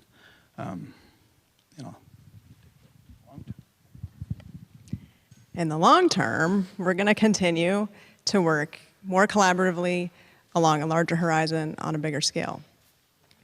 One thing that we wanted to point out is that working in this partnership model isn't new. We've been doing that collectively for some time, but we just want to continue to scale up and amplify our efforts. On the Forest Service side, some examples of this, certainly the 10-year fire strategy, the 2 initial investments in California are really good examples with the North Yuba project and also with the Stanislaus project. We've also had a good history with the Collaborative Forest Restoration, Landscape Restoration Program, CFLRP. And in the last couple of weeks, there was another announcement for additional funding to California for 3 projects, one of which is the Western Klamath Mountains project in this region here. We continue to work with the Natural Resource Conservation Service with our Joint Chiefs Landscape Restoration Partnership Program to put collaborative projects on the ground. The Forest Service is working actively right now with CAL FIRE and with Caltrans to expand our Good Neighbor Authority agreements. And I also want to give a shout out that it's not just state and it's not just federal funding that's putting together implementable projects on the landscape, but our non-government organizations, such as our partnership with the National Fish and Wildlife Foundation, is also investing significant amount of private investments. So together, we're all working really hard to amplify our current efforts to deliver projects to the ground here in California. So that's what we have, and we're serving as the introduction to the Northern Region's showcase for their work to date. So thank you. Big thanks to Kaylee and Michelle. I'd like to see if we have a roving mic to take a couple questions from folks who are here participating. And while we do that, if you want to ask a question around this approach to funding regional leaders, regional partners, do raise your hand, and then we've got somebody that will bring a microphone to you. But let me ask you both. So what does tangible success look like in this region in 5 or 10 years? It sounds like a set of projects, comprehensive plans, ongoing funding, almost like I don't know if it's a block grant or something like that to fund. James is saying a thumbs up. I don't know if that's the language we use, but what does it look like? What does success look like in your mind?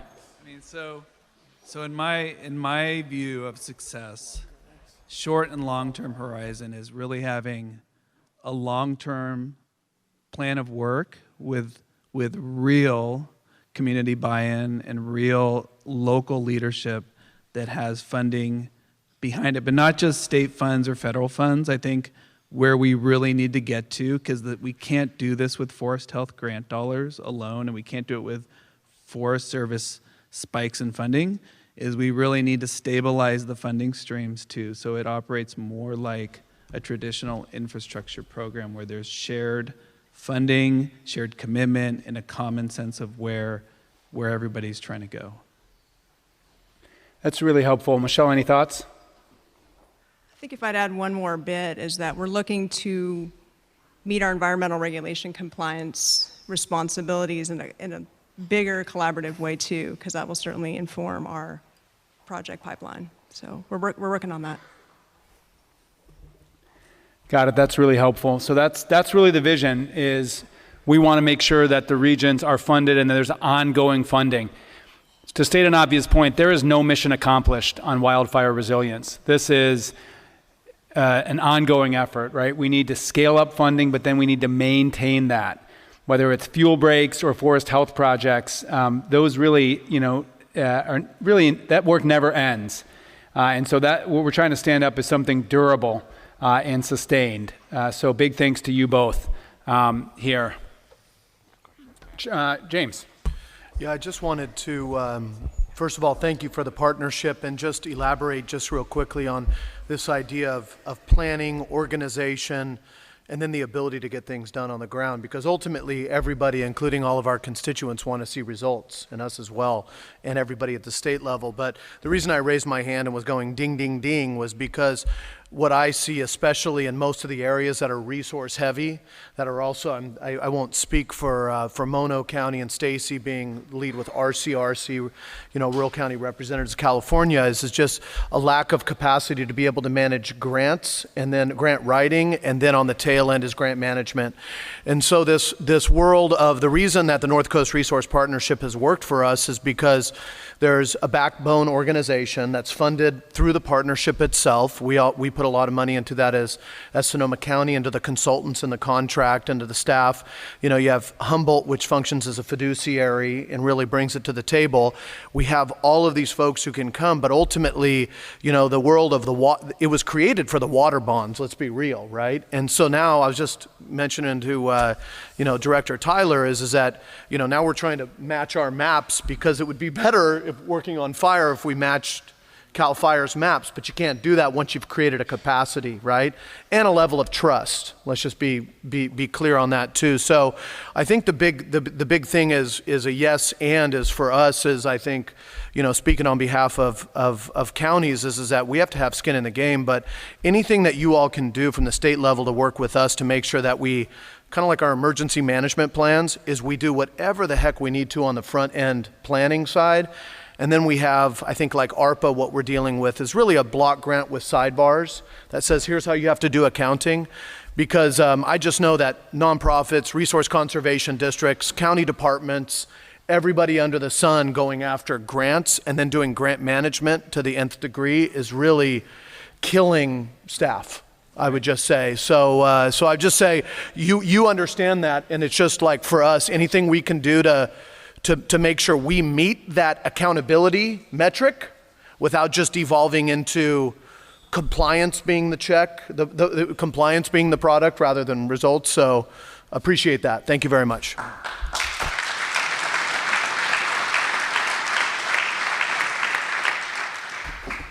All right, I'm told that we need to move on because we've got the main event here, which is a couple of panels to talk about regional partnerships here in Northern California, not the North Coast, Kayla E., the northern region. So we're going to ask our panelists to come up to give us the northern regional update, but I want to ask everybody to do yourself a favor, and we're not going to take a break right now, but stand up and stretch while we're bringing our folks up, because this is a long meeting.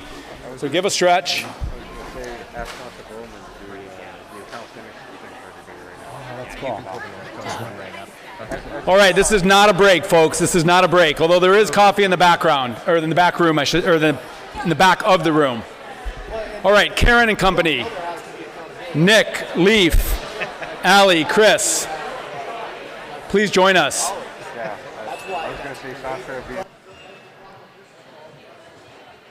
As we welcome up our panelists, remember everybody, this is not a break.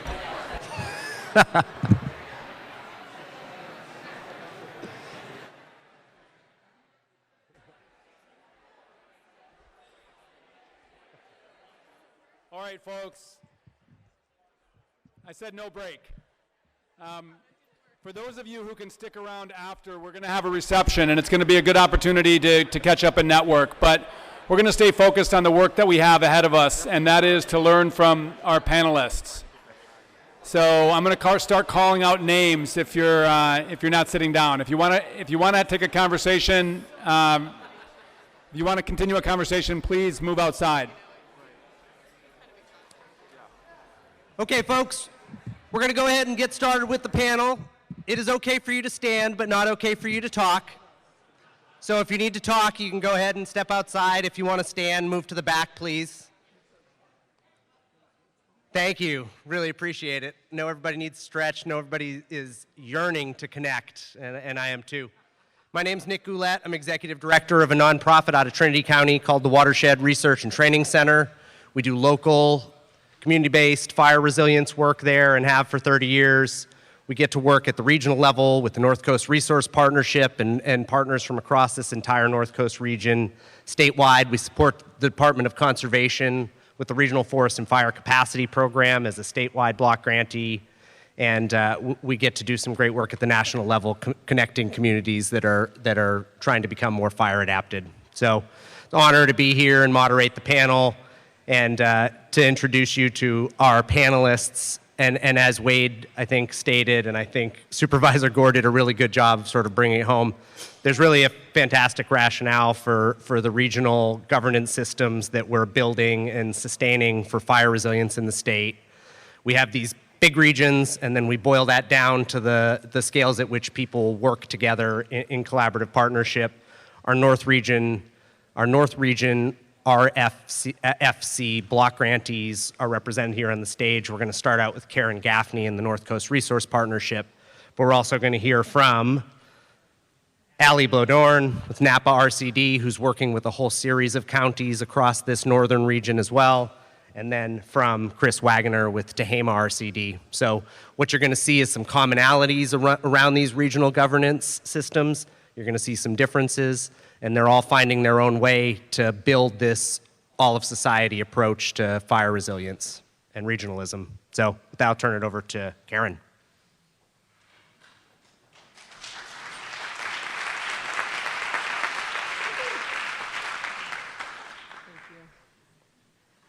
Thank you, Nick Goulet, one of the most phenomenal leaders of an incredible organization in California.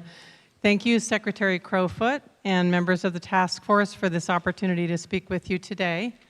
My name is Karen Gaffney, and I work with a whole array of folks as part of the North Coast Resource Partnership. And I'm going to provide an update today on progress and outcomes that have been derived from these significant investments from the Department of Conservation and the Resources Agency through the RFFC program.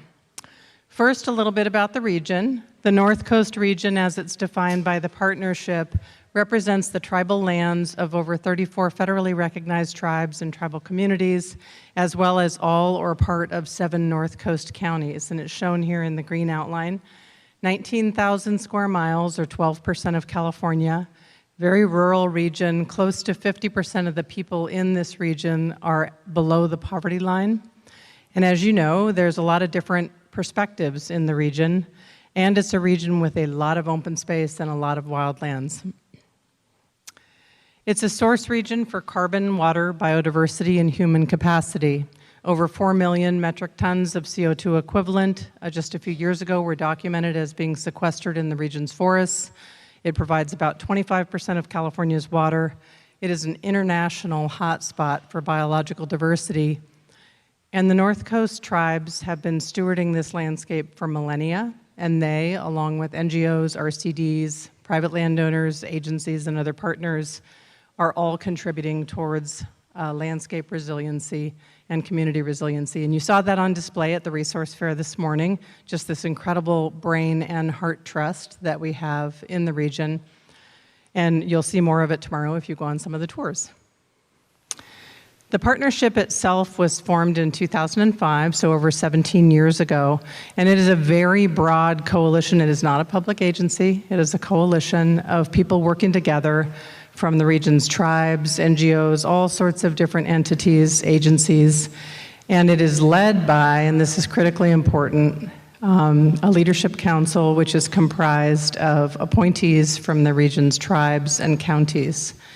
And I'm really sad to say that our co-chair, Leif Hillman, who serves as the co-chair of the Leadership Council along with James Gore, had a family emergency and was not able to open this discussion today with his incredible perspective on the importance of integrated tribal and county leadership. Some like to call it democracy at its finest. The Leadership Council has always had an incredibly strong focus on equity, transparency, and inclusion, and all boats rise with the tide model. It also has always had a strong focus on collaboration, and I appreciated the comment about vertical integration and horizontal integration. The partnership has always worked to try to downscale, align with, and integrate the priorities of its state and federal partners, but also its local partners out throughout the region to develop a shared vision and common ground for landscape and community resiliency. The partnership relies upon the best available knowledge and data to drive good decisions in this very large landscape, needing to prioritize where investments get made to get the most bang for the buck. And to do that, it relies upon both tribal science and Western science. And our Leadership Council and our Technical Peer Review Committee, many of whom are in the audience today, and I hope you've had the chance to meet them, are incredibly focused on planning and science and data in support of outcomes on the ground. So not just planning for its own sake. There's about a 95 to 5% ratio of implementation to planning. So if that gives you any sense of how strongly the partnership is focused on implementation and effectiveness. There's a long-term trend of documenting through performance metrics return on investment. And to date, the partnership has managed over $90 million in public agency funds, most of which have gone back out to partners within the region for on-the-ground implementation. And I want to really, at this point, thank the County of Humboldt because they are the fiscal sponsor for the partnership, and it is the reason why, with the incredible team that runs that program, that we have really good credibility, transparency, and respect from throughout the state and federal partners. And then as Supervisor Gore and NCRP Leadership Council co-chair said, the County of Sonoma has made significant investments in the collaborative infrastructure of the partnership since the very inception. And without that, all of the leverage and partnership that we've been doing with so many state and federal partners, and now with CNRA and DOC, would not be possible. The partnership has always had a focus on multiple integrated benefits because we are in this rural region with large landscapes not well connected by built infrastructure, very connected by natural infrastructure. It's very conducive to being able to focus on all of these particular issues or opportunities at one time. So many of our projects and initiatives may at any one time address every single one of these, or at least the vast majority of them. In terms of the Regional Forest and Fire Capacity Program, as I've mentioned, the partnership has been in place for a long time and does have a certain amount of collaborative infrastructure that was already there. However, the investments by DOC and the Resources Agency through the RFFC program have been an incredible catalyst to adding power and depth and reach and the ability to serve more people in the North Coast region. And so we really want to appreciate the vision of this program in really understanding that capacity is a backbone issue and that without it, we aren't really going to have equity in the way that we look at landscape and community resilience. So these are some of the things that we've been working on over the last few years, and I'm really excited that we're working now in partnership with our two colleagues here from Napa and Tehama who are in the earlier days of their northern region RFFC grant programs, and we're learning from them, and I think everyone is learning from one another. But these are some of the things we're focusing on, and you'll hear from them about what they're focusing on. But first and foremost, as KLE said, we're developing a regional priority plan, and that'll be coming out in the next couple of months for public review. We would love every single person in this room to take a look and let us know what we got right or wrong, help us refine it. And that'll be a whole set of priorities, projects, and strategic actions. We also have been spending a lot of time focusing on data assessment and planning at the regional and local scales, and I'll talk about all of these in a little bit more detail in a moment, as well as these strategic solutions. We're developing a project pipeline. investing in capacity building, innovation and testing through demonstration projects, and then we're moving very quickly towards the implementation phase of this RFFC plan, and we're very excited about it, and there is a strong intention to have deep performance metrics and be able to report on the return on investment from this work. So this is just a kind of a schematic of the way that the North Coast looks at adaptive planning, prioritization, and implementation. On the top left, you see things like regional assessments and spatial analysis and modeling, and I'll go into that in a bit more detail. But at the same level and deeply integrated with that is local expertise, including indigenous science and traditional ecological knowledge, so that the two of those together make for a much stronger prioritization framework and evaluation framework. And those two working together then inform the identification and evaluation of our strategic actions and our projects, which then move into this collaborative, multi-objective plan development, which is the phase we're in now, where we're finalizing this plan. And then that plan will be implemented, and we will report on the performance of this plan, learn lessons from it, and then start another crank of the wheel. And of course, this is not linear. We all know that. We're doing all these things all the time. I like to characterize it as a three-dimensional Venn diagram rolling down the road. But at its core, the Leadership Council, comprised of tribal and county representatives, is absolutely critical, as is the leadership of our technical peer review committee, also appointed by the regions, tribes, and counties. So here's just an example screenshot of some work, and this was done by our wonderful spatial analysis team, Tuckman Geospatial, who also works with Cass Green Associates, who you may have met today. But working with the Forest Service, CAL FIRE, and local and regional entities, they have put together wildfire hazard potential information for the whole region. They also have been leading with partners like Will Harling and Chris Dunn from University of Oregon and Lisa McKaylee from Pepperwood, a series of potential operational delineations workshops in collaboration with the Forest Service and CAL FIRE and others. And then we're also looking at communities at risk. So here's some kind of 19,000 square mile objective stepped back evaluations that we're doing. And then these same data sets, in this case, this is LIDAR that was collected in Sonoma County in 2013 in a collaboration with the Sonoma Water Agency, Sonoma Ag and Open Space, NASA, USGS, and others. And I think that Director Barheit might appreciate the fact that some of this funding for this updated evaluation came from the NASA Science Mission Directorate, which I understand he used to work for. But you see here in white and black are the higher and lower density fuel loads. You've got building footprints down to incredibly high resolution and roads. And so data like these are incredibly valuable for understanding where we should prioritize our investments in fuel load reduction based on where it is in relationship to a community, but also maybe where we want to do prescribed fire work, and also using this information for evacuation planning. This was initially collected for carbon mapping. It also has major applications that the Ag and Open Space District has used for riparian corridor mapping or for biodiversity protection, for example. We are very excited that the North Coast Resource Partnership has applied for funding with USGS, and that funding has been awarded or is pending, to fill in gaps in LIDAR for the whole northern region, beyond just the North Coast, and to update data sets like this one from Sonoma County.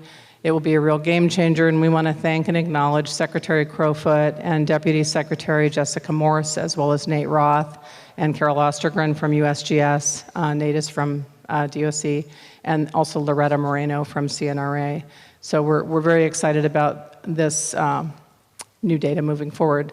So at the local scale, as I mentioned, the North Coast Resource Partnership very strongly wants to integrate local knowledge with this regional remote sensing and modeled outputs and other things. And so in service of that, these are some photographs from a workshop that we held in July at Bear River's Tishnan Community Center up in Fortuna. And on the left top is our former Leadership Council member, Edwin Smith, who was on the Tribal Council at that time, and his tribal chairwoman welcoming us to the meeting. On the right is Kathy McCovey, one of our tribal consultants, working with our Director of Tribal Engagement, Sherry Norris, talking about how to integrate tribal land stewardship, which has been practiced for millennia, into planning and making sure that the North Coast Resource Partnerships plan for this RFFC program incorporates this traditional ecological knowledge as well as indigenous science. And then finally, there's about 150 people there collectively that were giving feedback on the plan, on the solutions, on the prioritization of investments, and all of that is making its way into our RFFC plan. So a core piece of that plan is these sets of solutions and strategic actions, and that's balanced by actual projects. And I'll talk about the projects in a moment. These are things that are more maybe policy-oriented, or they're the underlying conditions that need to be shifted in order for us to achieve landscape resilience. And they're underlined as actions because in our plan they are very specifically implementable on either a 2-year, 5-year, 10-year framework. They will have dollar amounts associated with them and resource allocations, and they will get down to the level of being scopes of work. And they span the gamut from workforce to tribal leadership and stewardship to procurement policies to land use policies, woody biomass utilization, et cetera. And this is a really big core piece of our plan, and we're excited to have all of you take a look at it and let us know what we missed or what we got wrong. In addition to data assessment and planning and solutions and strategic actions, we are building a very robust project pipeline and a project tracking system.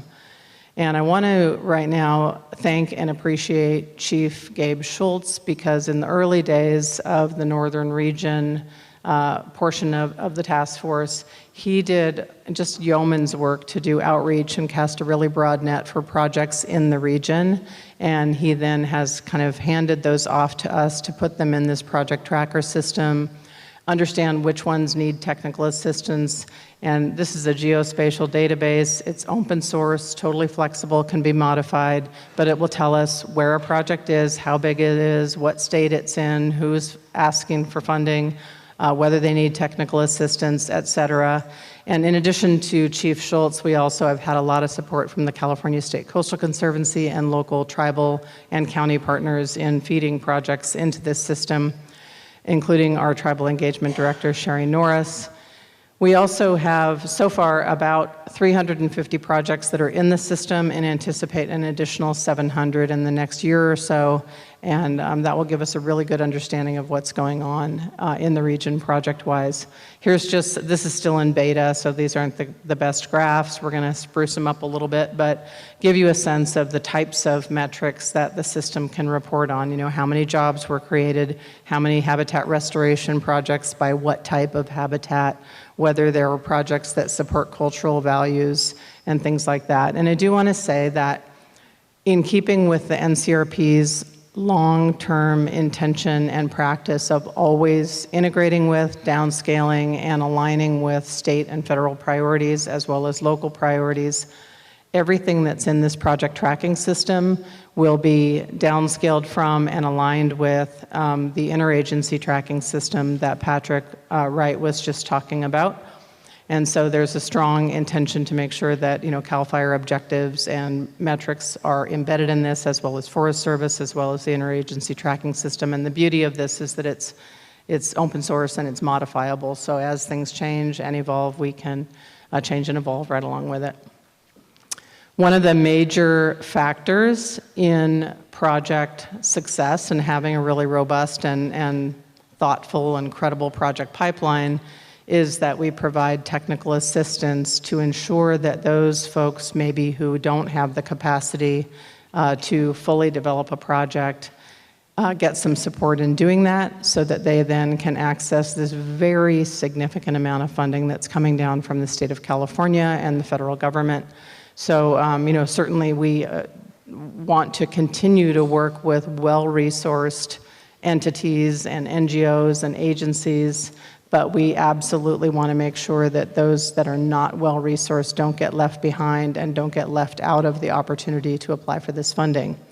And so in service of that, the RFFC program has allowed us to help ensure that equity and access by, through a competitive grant program, developing a competitive RFP, developing a qualified pool of experts in a whole array of disciplines, both tribal and non-tribal, consultants, and they then are deployed to help project sponsors with project development. So we have an ongoing call for proposals for project sponsors, and they help them with CEQA, NEPA, grant development, mapping, design engineering, et cetera. And what we have found is that even a relatively small investment of resources, say with grant writing, can have massive leverage potential. So for example, a $10,000 investment of resources with the Ruth Lake project with the Humboldt Bay Municipal Utilities District, where they had a massive wildfire that was affecting their water supply, resulted in an over $500,000 grant from the Forest Health Program. So that's what we want to see is this funding going to really help entities that need help just to have great projects be successful. Yeah, okay, thank you. Okay, 2 more slides. And in terms of innovation, we have 13 demonstration projects that we have funded through a competitive process. These are leaders in the region that have been doing this work for a long time and have agreed to focus on the quantification and sharing of their information as they go through their projects. And they range from tribal projects to looking at prescribed fire, or multi-agency projects working on a variety of things, biochar, vegetation management, et cetera. And they are sharing their work through these really detailed ArcGIS story maps that are shown here, and these will be ready for public deployment shortly. And this is the Siskiyou County Collaborative Prescribed Burn Association. And then finally, we're moving into RFFC plan implementation via a call for proposals, a CAL FIRE pilot project that was just announced recently, whereby we will test bed with KLEE and Angie Lotus and others and Tim Robards. How do we move from the RFFC plan into an actual pilot on the ground at the landscape scale? As I mentioned, we're also very excited about the LIDAR expansion and what that means for all sorts of things. And we are working with philanthropic partners on enhancing tribal and rural fire department capacity and stream corridor protection. And of course, we are very excited to implement a number of the things that Director Wright talked about in the CNRA wheelhouse, 30 by 30 climate smart strategies. And then we're working with OPR on a regional woody feedstock plan and sub-regional pilots. So with that, I'll close. Thank you so much. I appreciate your time, and thank you, Task Force.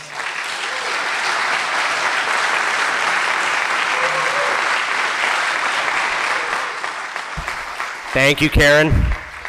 So as everyone can see, these regional intermediaries are doing so much more than prioritize project planning and project pipelines.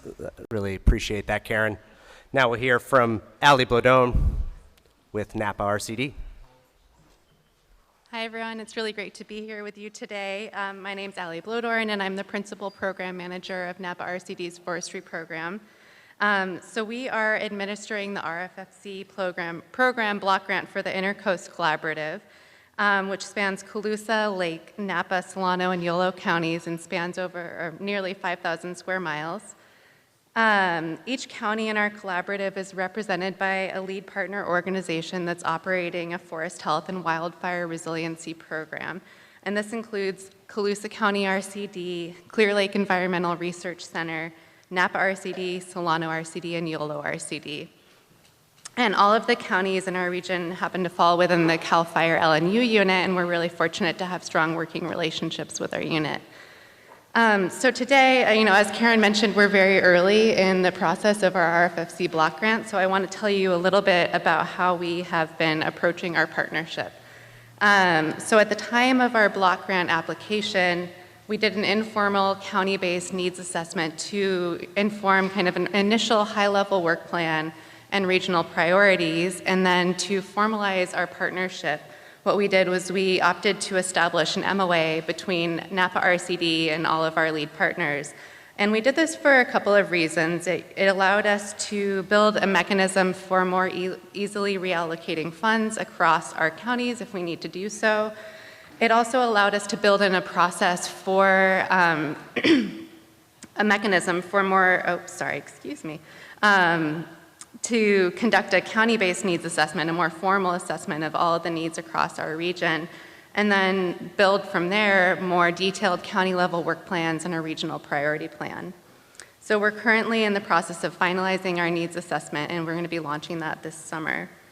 So although we're really early in our process, we're very proud of what we've been able to achieve so far, thanks to the support from the Department of Conservation.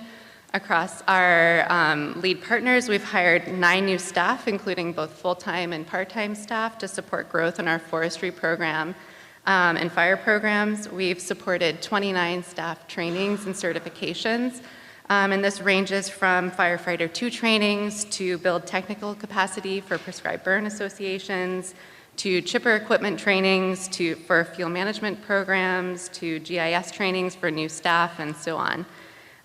We've also engaged over 75 local and regional partners, exploring ways that we can partner to build capacity amongst our partners and partner on planning projects so we can make more projects shovel-ready, as well as active engagement in some of these. And as Karen mentioned, we're in the process of building these detailed plans, but we're also on the ground doing the work, and so trying to juggle both at the same time and do as much as we can. We were very fortunate to be able to come together for an in-person kickoff meeting earlier this year with all of our lead partners and DOC, and this was really a great way to be able to begin to align on a shared vision for our work. And while our regional priority plan is still in development, some of the priorities that have been surfacing amongst our group include project planning and environmental review capacity, so that we can move more projects to being shovel-ready quicker. Organizational development to support all of our organizations so that we have the structures, systems, and processes that help us to support and sustain our growth. We want to be able to do this work long-term, not just in the next few years. As well as grant writing support to maximize additional funding that we're able to bring into our region. One thing we're really excited about within our region is the potential for equipment and resource sharing. So identifying opportunities for equipment caches to maximize cost effectiveness and efficiencies, as well as sharing knowledge and expertise across our region. An example of this is a regional chipper program that Yolo and Solano counties are currently putting into work. We also are very committed to development of PBAs, and our partners in Yolo County have really done amazing work on this, and I know Napa RCD as well as our other partners are excited to learn from them as we stand up our own PBAs. And then we're also supporting, after the fires, regional administration of the Regional Conservation Partnership Program and the North Bay Forest Improvement Program. And we're really excited that the NBFIP program was recently awarded another $3.5 million, so that will allow us to broaden the scope of the work that we're all able to do together. So we're really appreciative of the support from DOC, and although I'm only able to talk about the beginnings of what we're doing, I think a year from now we'll be able to really show some tangible accomplishments that we were able to do thanks to everyone coming together and sharing our expertise. So thank you all.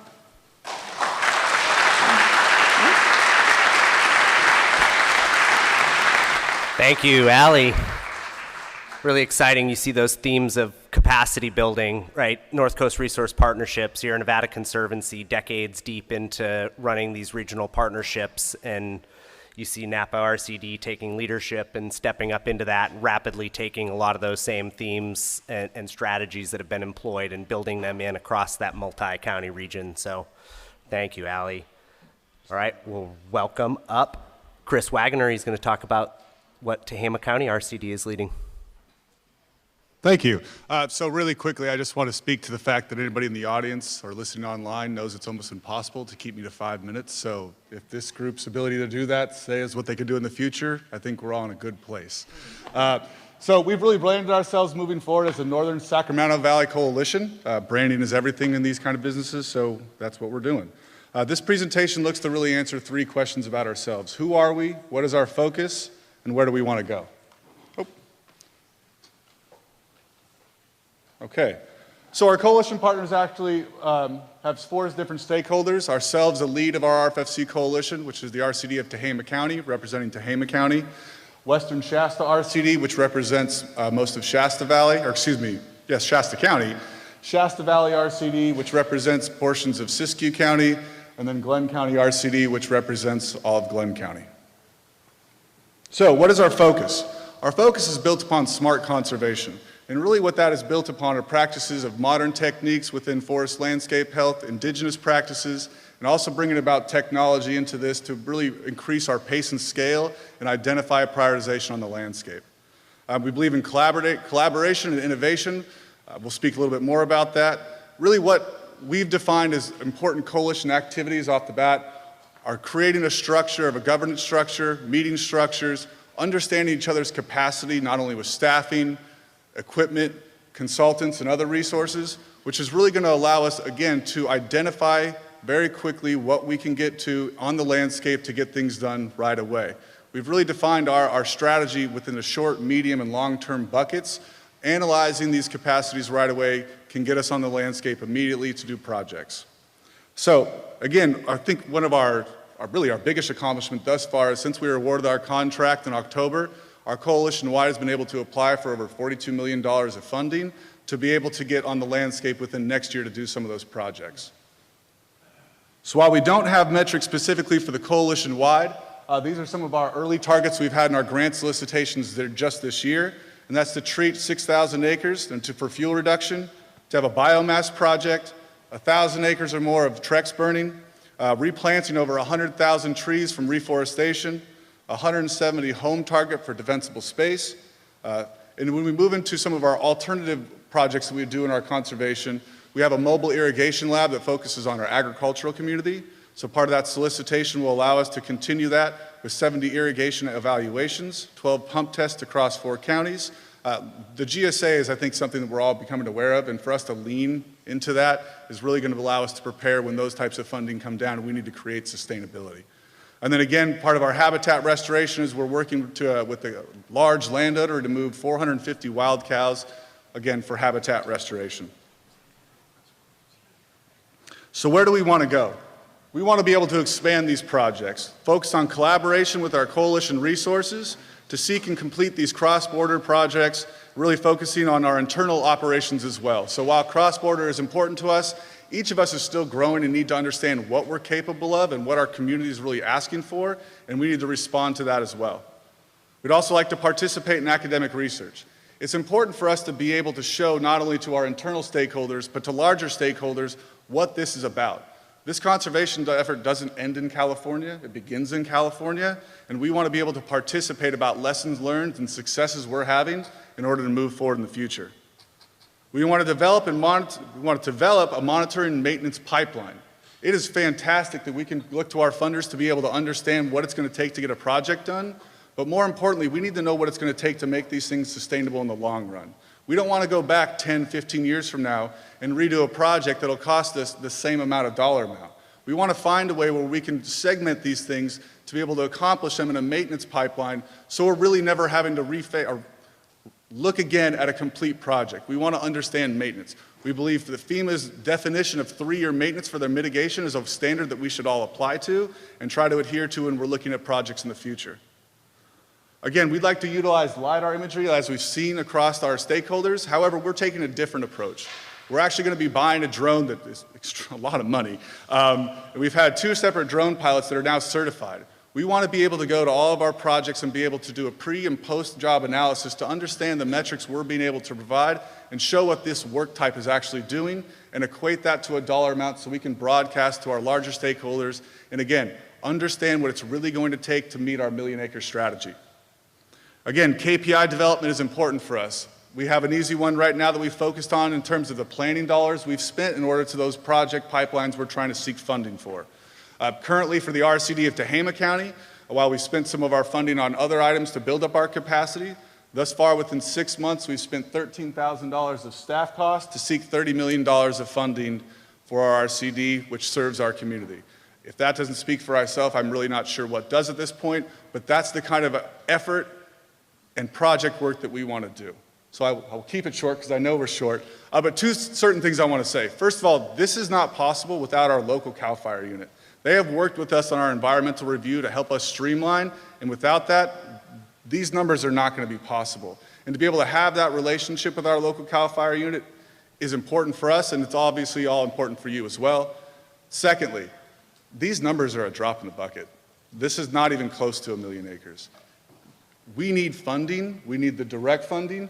I need to be allowed to make a mistake. I need to know that that mistake is supported, because without the mistakes that we're going to make with trying to reach a 1 million acre strategy, we're not going to succeed. So if it's a matter of understanding our pace and scale, allow us to make mistakes, allow us to work through our paces, our scales, to get these projects done. Thank you.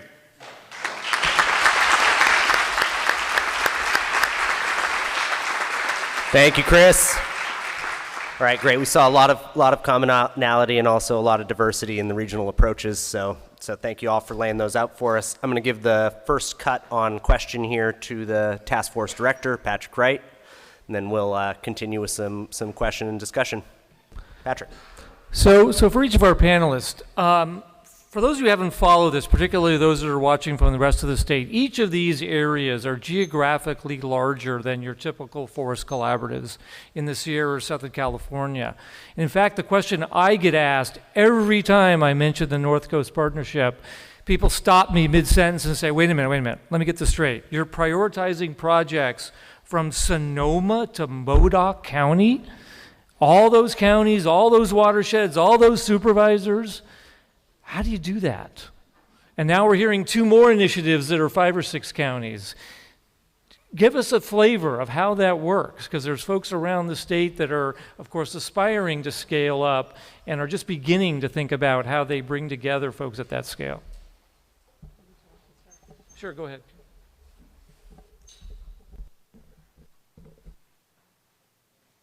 Sorry, technical difficulties. Can you hear me? Thank you. That's such a great question.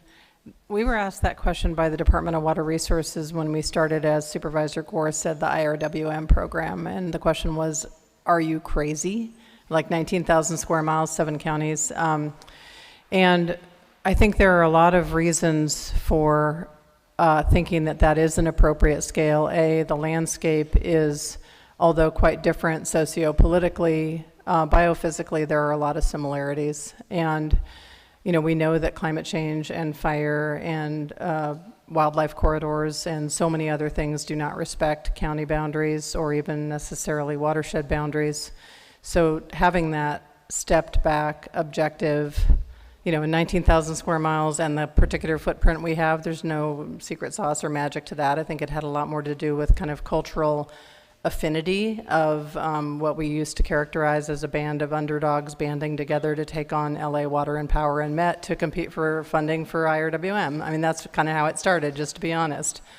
But it has grown way, way beyond that into a much more diversified approach. And so far, at least, the center is holding in that large landscape, whether you're talking about climate resiliency or human community resiliency or economic vitality, seems to be an appropriate scale for thinking about regional collaboration, partnership, and working together in the most efficient and effective way possible. And I think what Supervisor Gore said is really important. The NCRP is not a centralizing entity. It doesn't actually do projects. Its job is to assess, plan, convene, amplify, message, get funding, and then redistribute it back out. And there's a huge efficiency and economy of scope and scale by doing that at the scale of 19,000 square miles, at least for our region. Certainly would not work for downtown LA, but it seems to work for our region. If I may, one thing I wanted to add was there's a unique part of this structure, which is the technical review panel and the policy review panel. And I just want to state that for anybody who's been involved in these things, is because for me as a county supervisor, as an elected, sitting there with 7 other counties and other tribes, we have never been in a position where we're sitting there jostling over funding. We've never been like, oh, out of this $5 million block grant for water or whatever, I need to fight for this $500,000 because we have RCDs, agency reps, and everybody on a technical review panel. And then with respect to especially the tribal, but not just tribal, other underserved areas per kind of some of the, what was it called, the model that evaluated underserved communities throughout the United States. Yes, EnviroScreen. Like we were able to put like upstream money into capacity building from a regional entity in that too. So we've seen not only funding from these things, but Strategic Growth Council, about $1 million into funding. And so we're just trying to figure out how to mobilize it into these other need areas. Thanks. I want to actually ask a knock-on question to that for Allie and Chris, because another thing I hear often when we're talking about the regional frameworks and we're thinking about RFFC and regional prioritization plans is really how does this relate to all these other scaled planning efforts, from Community Wildfire Protection Plan to the local landscape collaboratives, which might be embedded in and even span, some of these regions, CAL FIRE unit plans. So thinking about how we incorporate, all of this sort of local landscape, jurisdictional level planning into then what's a unifying sort of regional framework and plan. So if you could speak a little about both sort of how you're dealing with that, challenges, sort of opportunities that presents. Sure. So for our Intercoast Collaborative, I think one starting point for that is a lot of our groups in our region already had strong working relationships with one another. So that allowed us to kind of have some of that trust and rapport that will, make us feel comfortable saying like, oh, this is an area where we're weak and this is an area where someone else is strong. And so we can leverage each other's strengths and then identify where we need to pull in outside experts to help us build our capacity and our technical capacity and expertise. I think another thing is, this needs assessment that we're going to go through while we all are kind of working on the ground and we know these are some of the tangible things we need to be doing. It can often feel like, well, what's the point of doing a needs assessment? We should just go to work. And I think what's good about, oh gosh, sorry. What did I do? Okay, sorry, try again. That's really useful about this needs assessment is it helps us create an entrance point for conversations with entities we might not already be working with so that we can start to build those relationships, identify opportunities for collaboration, as well as create kind of those longer term plans that will allow us to kind of serve as our North Star that we can always look to as we're working on the ground to make sure that we're speaking to the needs of our communities and that we're leveraging all of the partnerships that we can as we evolve and grow over time. Yeah, for ourselves, coalition-wide, we've had the benefit of having CWPPs of 3 of the 4 counties. The 4th county is working on finalizing that right now. So that's been able for us to have an agency standard to start off with, while we're working with our education outreach with a coalition-wide and really leveraging community opinion for that qualitative analysis, for them to be able to give us what they believe to be important in those communities. That way we can, while still targeting what we have in our CWPPs, allow us to inject some of those smaller projects into our larger grants to be able to accomplish some of those things. Really, as we look into our long-term strategy of what that prioritization looks like, while we have agency-wide community engagement, it's going to come from our LIDAR data and our data analysis in terms of that holistic perspective. Because we'll be able to reference data science to be able to show through quantitative measurements what those fuel hazard zones look like, how we can then work with our outreach departments to be able to emphasize that through an educational process. We're lucky though, demand is out there. And we don't have to do a lot to convince them of the needs of these types of projects. But I think internally for ourselves, we stuck to strategic assets. We started with the most important people in our community, which is our community, and how they are able to go to and fro from their homes to do things in that community. It's irresponsible for us in Tehama County to allow a video of somebody escaping through a fire tunnel on a county road anymore. So what we've really been focused on those grant solicitations is defensible space, roadside fuel treatments, expanding into strategic assets such as communication towers and things like that, because we know we're going to get funded to get those things off the ground. We know we're going to have community support within those projects. That's how we continue to solidify that engagement to when we may have a more of a difficult conversation about why we do need to prioritize one versus the other. We've allowed trust to be able to be developed so they understand what we're trying to do, and it's at the benefit of the whole community, not just part of it. Nice, thanks you two. Definitely facilitating implementation of those other planning tools I hear. So I want to allow the executive committee, any questions for the panel? Yes, Stacy. You go for it, Don and Stacy. Sorry, I'm trying to figure out how to operate the mic here. Karen, I guess one thing that really stood out from your presentation was you've got 19 years of working collaboratively with tribal leadership as front and center of the work that you're all doing. And as we think about the opportunities for expanding tribal leadership across the state with various initiatives, both at the state, federal, local levels, what do you think, I guess, would be kind of like the most critical element of that engagement that you find as being most successful that might be useful for other folks in working in that? Good question. It's a great question, and the first thing I would say is I don't speak for the tribes. And we have our Tribal Engagement Director, Sherry Norris, as well as tribal leadership in the form of our Leadership Council members, and we have a structure that's co-equal leadership. It's Leadership Council co-chairs, vice co-chairs, and executive committee members, as well as appointees to our technical peer review committee. But what I have learned in listening to the tribes is that there is not nearly enough funding. And Sherry, if you're here, you may wish to stand up, and hopefully Margot and Mary and Bill Tripp, if he were here, would address this on the next panel as well. But there needs to be funding for tribes to have conversations with one another and within their tribe and with one another to make recommendations in these plans for how they want to see these plans prioritized and implemented.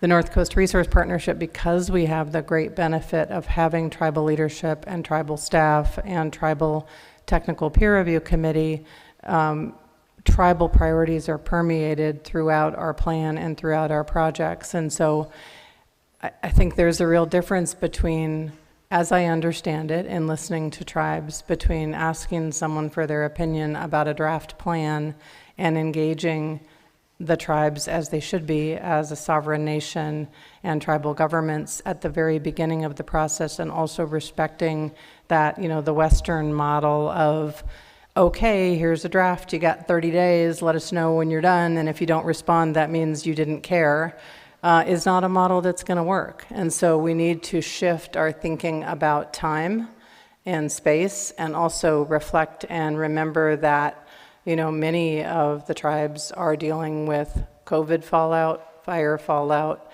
not to mention, a rather large elephant in the room, which is the history of genocide.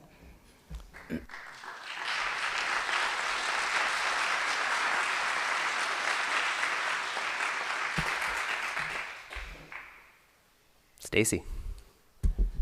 Thank you. Really great presentations, and I am taking this in from the perspective of a place that's aspiring to do what you all are doing. And I'll say for Mono County, the RFFC program really has been a game changer. Thank you, Sierra Nevada Conservancy.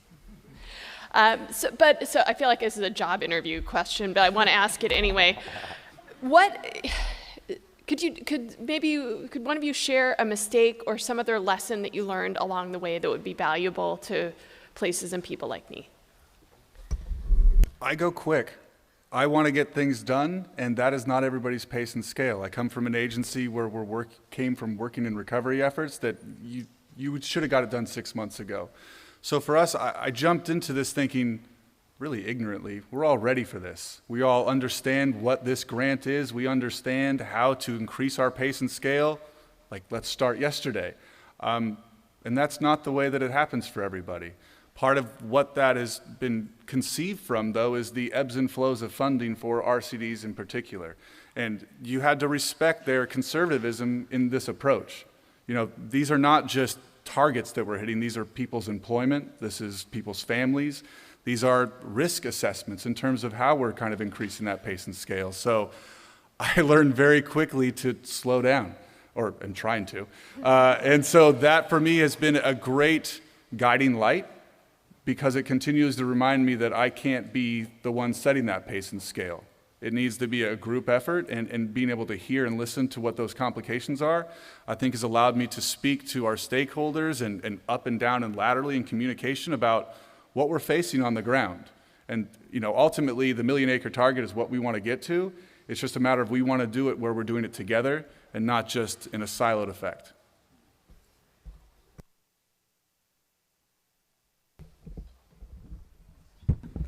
So yeah. Great. Do you want to go, Allie? Yeah. Sure. Yeah. I'm only 3 months into my job, so I haven't had too much time to make a lot of mistakes yet. But I will say some of the biggest challenges are figuring out how to balance our time on our RFFC block grant with all of the other work that we have going on already, and particularly balancing our staff time. I know that's a challenge at Napa RCD as well as all of our partners in our region, and figuring out how do you scale up your staff quickly enough, but in a way that you know is going to be sustainable when there is a big burst of funding right now, but you never know how long that's going to last, and we want to provide sustainable careers for the people we bring on to work in this space. So that's definitely something that's top of mind as we're thinking about how do we get enough boots on the ground to do this work.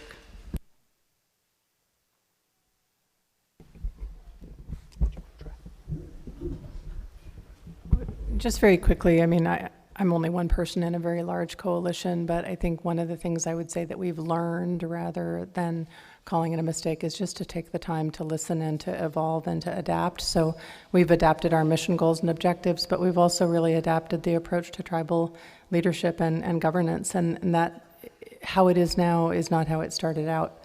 And a lot of that came from just having conversations with one another and being together and understanding. I have a question. So just to be provocative, if you had a magic wand, I handed you a magic wand, what's one thing you would change about, I'll put ourselves on the spot, state government in the way that we're supporting you? Or what's one thing, what would you ask for? Because you have a lot of decision makers from state government at all levels in the room, and I'm always about tearing the Band-Aid off and asking you how we can improve our support for you. So while I just talked about being too fast, let us go faster. And so what I mean by that, though, is that it's your responsibility, it's our grantors' responsibility to make sure we're doing work appropriately, safely, and hitting our targets. When we already have work on the books right now, we need to be able to be allowed to do more, allow us to leverage out, allow us to recognize, like all of us do, that pressure makes diamonds, right?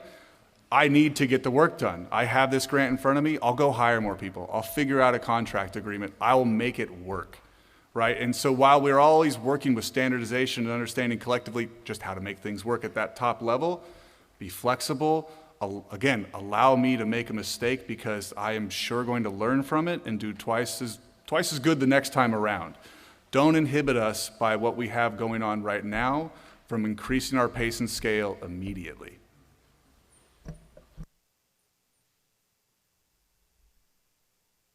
I think I've heard a lot of people say for the many, many years that I've been involved in this work that, well, we should have the state and federal agencies be better integrated and work better together. And I think it's realistic and you're a model of it. At the same time, I really believe that the mechanism of regional block grants through regional collaboratives and letting those regional collaboratives act as the watershed of kind of tributaries of funding and objectives from the state and federal partners is a way faster way to get to pace and scale. Because, and the other part of that has to be part of that kind of block grant model of downscaling and integrating the priorities of DWR, CNRA, DOC, SGC, USFS, et cetera, is that those regional collaboratives need to be held to high standards. And that's one of the things that DWR did early on in the IRWM program that we hated at the beginning. We hated being told you have to have performance metrics and economic viability and look at all these other things, and we resisted it until we realized what an incredible gift. And so I think being held, it made us grow and change and evolve, but being given large block grants and being told by an entity such as yours that represents multiple agencies, you have to meet the objectives of all of us and implement our plan, which is inherently a multi-agency plan, and you have to do it to certain standards of equity, science, effectiveness, reporting, et cetera. And then when you do that, we will give you a large amount of money, and you have to maintain those standards, and if you don't, you won't get funding.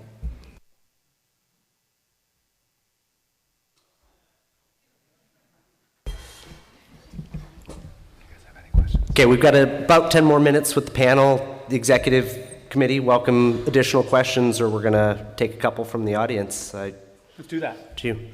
So we have one in the middle here. We're going to need to get a mic to you. Got one coming. Yep.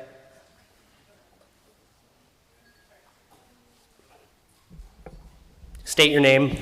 Melanie Parker. Thanks, Nick.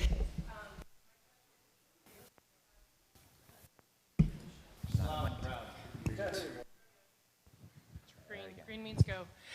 My question for the task force is whether or not there is a way, if you're already pondering the idea of several years of implementation dollars funneling to these regional partnerships. And the reason I ask is that some of us in the room were part of creating and the beneficiaries of the Collaborative Forest Landscape Restoration Program. And the beauty of that, speaking as somebody who was leading a backbone organization, was that once you met the criteria, which was you have to work at landscape, you have to work in partnership, you have to be science-based, you have to do adaptive management, as soon as you met that, you got 10 years of implementation funding, that's what relieved, to Supervisor Gore's point, our staff from having to jump at every single funding source and write grant after grant after grant and report after report after report. So I'm just wondering if that's something that the task force is looking at. That's exactly where we're headed. As you heard earlier today, the Forest Service gave $80 million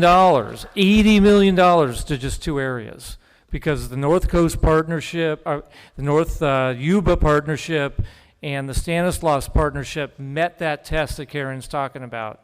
They're in a high-risk area, they have a comprehensive plan, they have buy-in, they have a tracking system. Once they've met those tests, that then is going to free folks up for what the agencies involved with the task force are calling landscape scale grants and investments.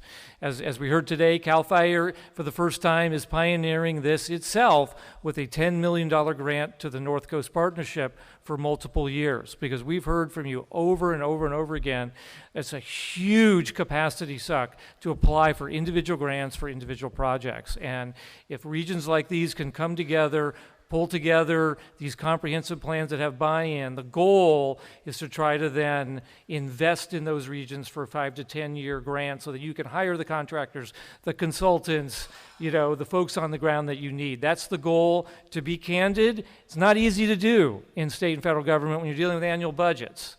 Okay, so we've got a lot of work to do to try to figure out how to do that in a way that works. We've also got to figure out a way to do it that leverages state and federal money so that both branches are infusing, these regional entities with money. But that's exactly where we're trying to head, is shifting from competitive grants that are scattered across the landscape to landscape scale collaborative grants to collaboratives. So we've got a lot of work to do, but that's the hope. Yeah, and I would just say agree, and I think it's just being honest, it's a work in progress. So the more that you can educate us and educate your legislators, for example, in Sacramento, around the need for ongoing sustained funding, the better. I think we're making progress, but we're not there. Thank you for amplifying an important element of the whole regional framework idea here.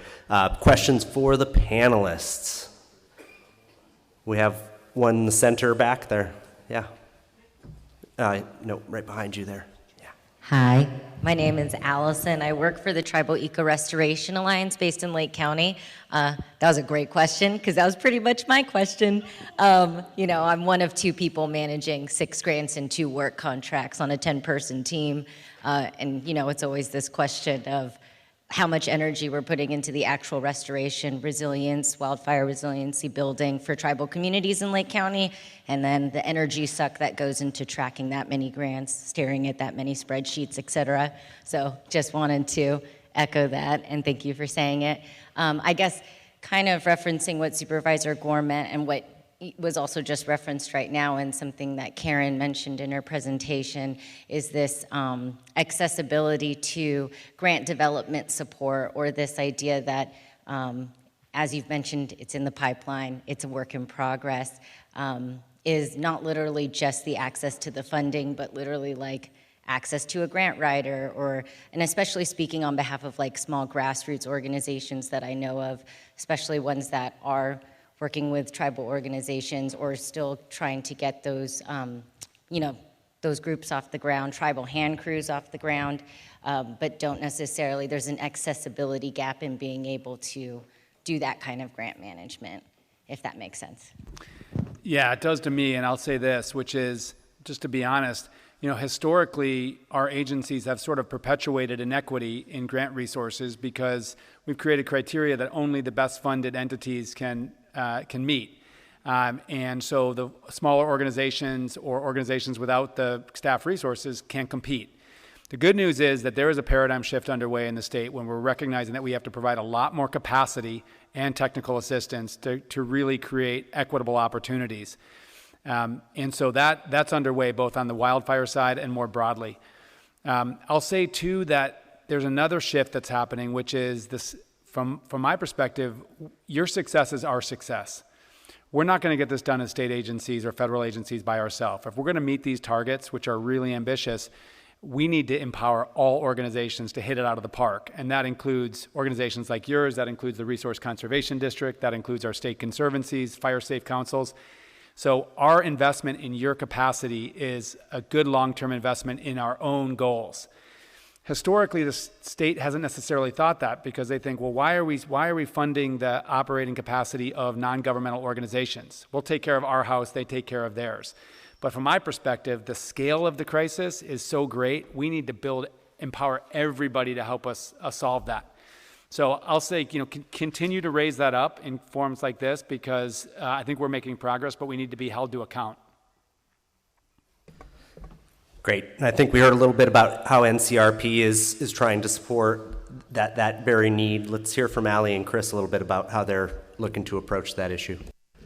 Yeah, so working with our partners across the region, particularly smaller organizations that don't have those resources to engage in grant writing is definitely a focus area for us.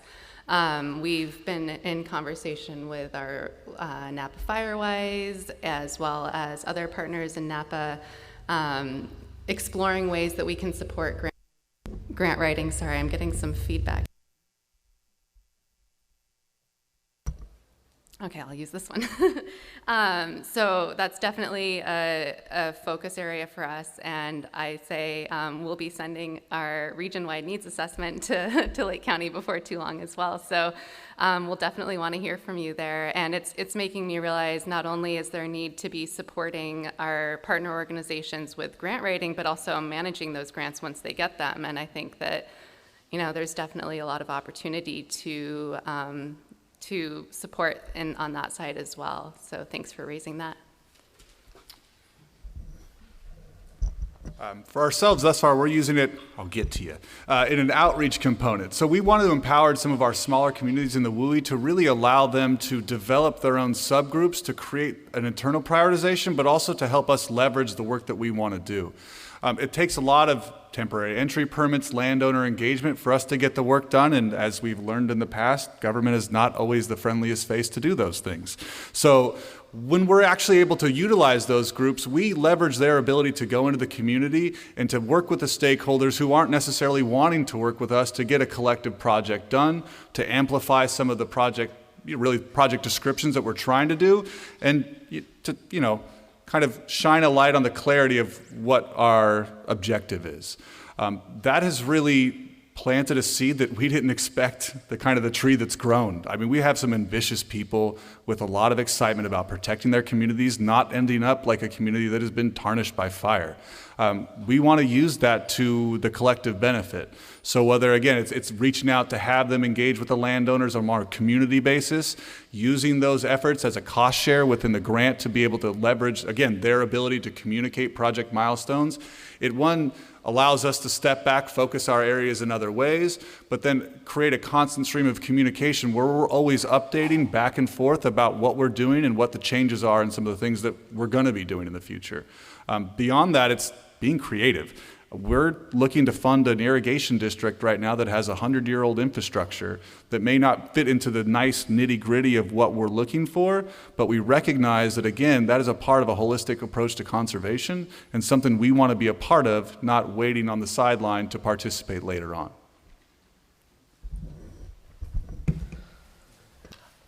I am sadly going to have to bring us to an end in this panel. We're running a little behind, and this has been really rich. Heard a lot about how these regional frameworks are manifesting real places, real organizations, and partnerships.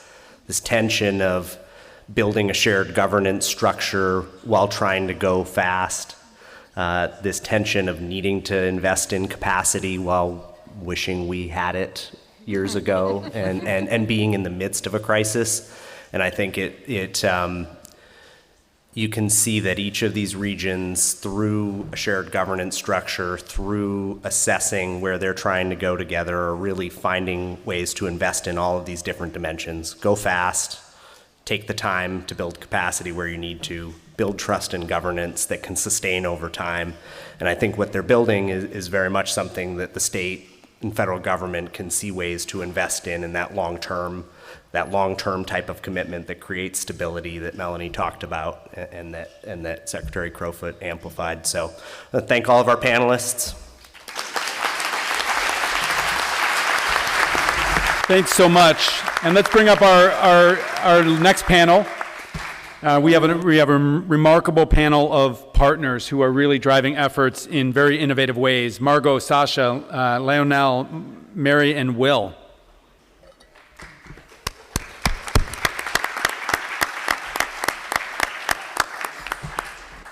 Yeah, so our next round of panelists here is really going to bring it down to that community landscape level where work gets done, where people do the hard work to actually plan projects, build the consensus, and then innovate, right? Use the resources and assets they have in their communities, be creative, problem solve, and start to scale that. And I think one of the wonderful things about all of our panelists today is you'll see that they're then paying that forward by working above and beyond their local community and landscape partnerships, and really trying to contribute at the sub-regional and even regional scale.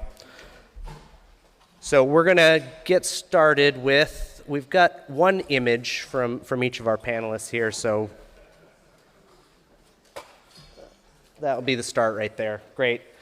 And we're going to start off with Margot Robbins with Cultural Fire Management Council.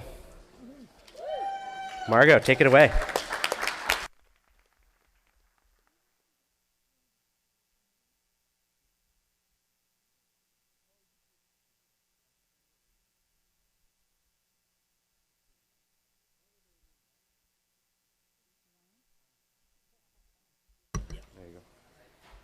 Is it on? Yep.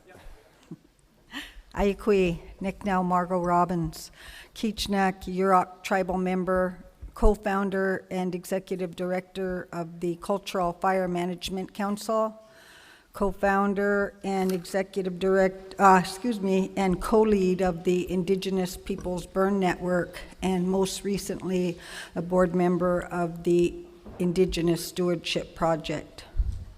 So those three different groups are sort of representative of different geographical areas. The Indigenous Peoples Burn Network is a native support group for tribes across the United States, and even into for Indigenous people of other countries. We've been to up into Canada, Australia, South America, as well as different tribes in the United States. The Indigenous Stewardship Program is a support network and funding stream for California tribes, federal and state recognized and unrecognized. And the Cultural Fire Management Council is, our focus is the Yurok ancestral territory. So we are looking to bring back our traditional fire practices in traditional and contemporary ways. Our ancestral territory is 500,000 acres. Our reservation is much smaller than that. It's a mile on each side of the river and about 32 miles up the river. Collaborating with partners has really opened doors to burning that we never even hardly dared to dream could be opened. We have some amazing partners that we work with, the Nature Conservancy, Mid-Klamath Watershed Council, Hupa, Yurok, Karuk tribes, and CAL FIRE. We're also just beginning to build some relationships with the Park Service and the U.S. Forest Service because they have authority over some of the lands in our ancestral territories. We have been burning for 9 years with no escapes.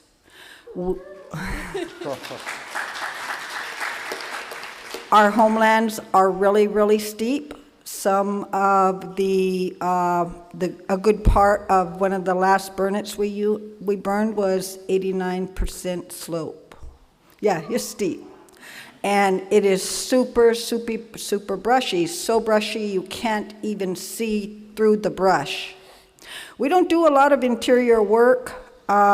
We mostly put a fire line around it, cut some trails through so the lighters can bring fire across the land. We are not big advocates of pile burns because it doesn't get the benefits on the land that a broadcast burn does. I know that a lot of people think that you can't burn unless you cut and pile it, but I'm here to tell you, you can. We don't burn big areas though. We're only able to burn about 30 or at the most 40 acres in a day. And that's like most of the day. And so when we think about how are we going to scale up, and I think, well, we're doing the best we can with this landscape that we have. It's not from lack of people, because we have people from all over the United States and sometimes either other countries come help us burn our lands in the treks. But the last time when the Nature Conservancy provided a burn boss for us, they usually do, this guy was a certified drone operator. And he said that what it took us all day to burn, they could have done it in an hour with the drone. And so now our dream expands. I used to think we was going to need a helicopter, and I was hoping to do that in 5 years. But now we're thinking, okay, we don't need a helicopter, we need a drone, aerial ignitions. They drop ping pong balls that ignite upon landing, and you define the path where it's going to drop it.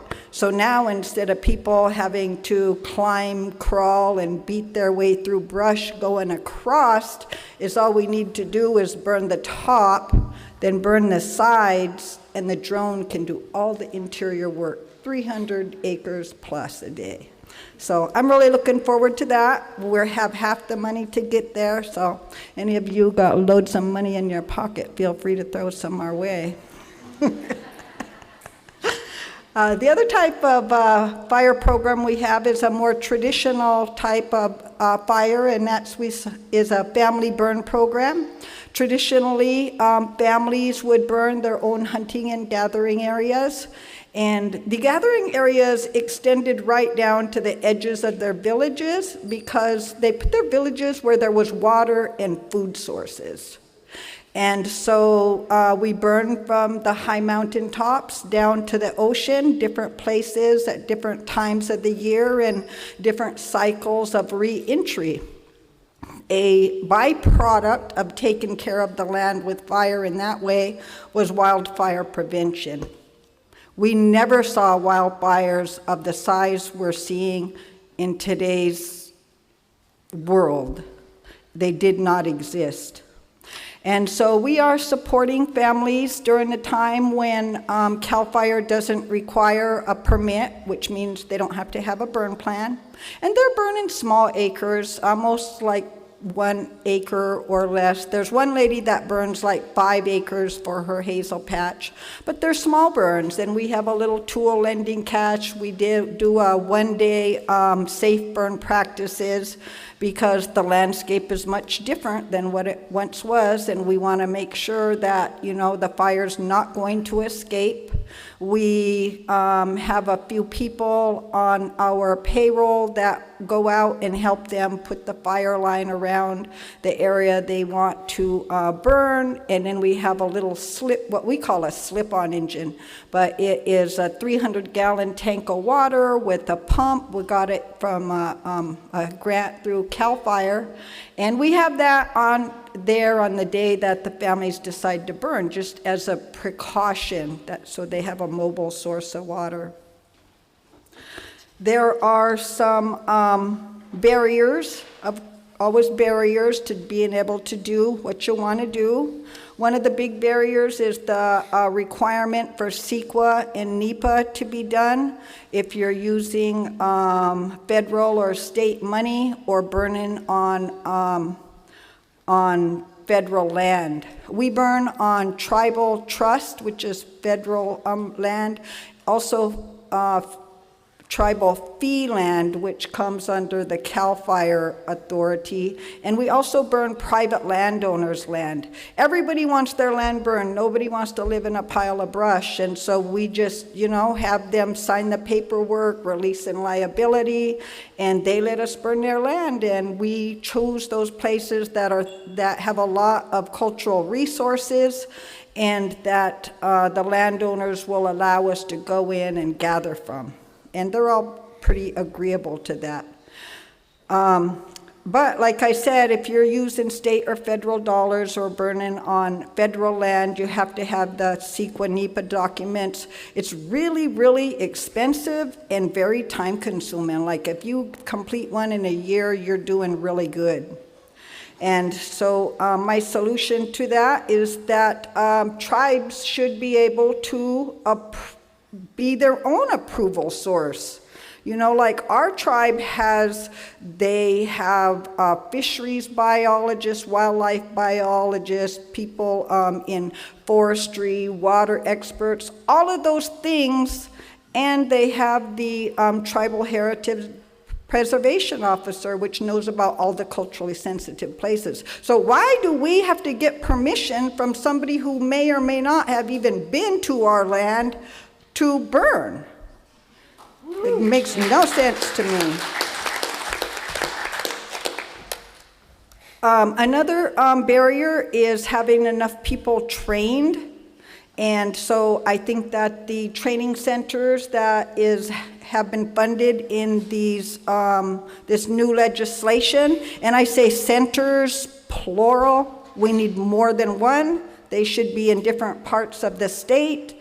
They should be, some of them should be in tribal territories, and they should be manned by a combination of CAL FIRE and Native people with traditional knowledge of the land. Just like we're doing a dual path to bring fire back, these centers should have dual educations.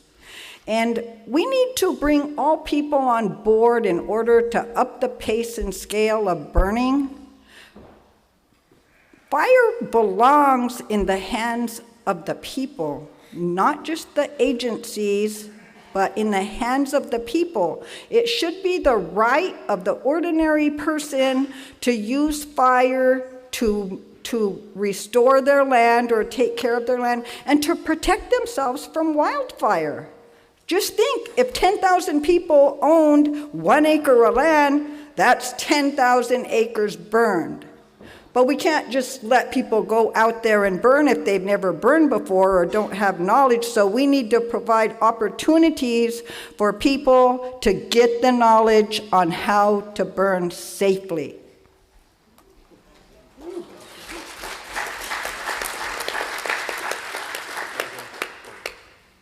Oh, I have 1 minute left. Let's see what else I want to say.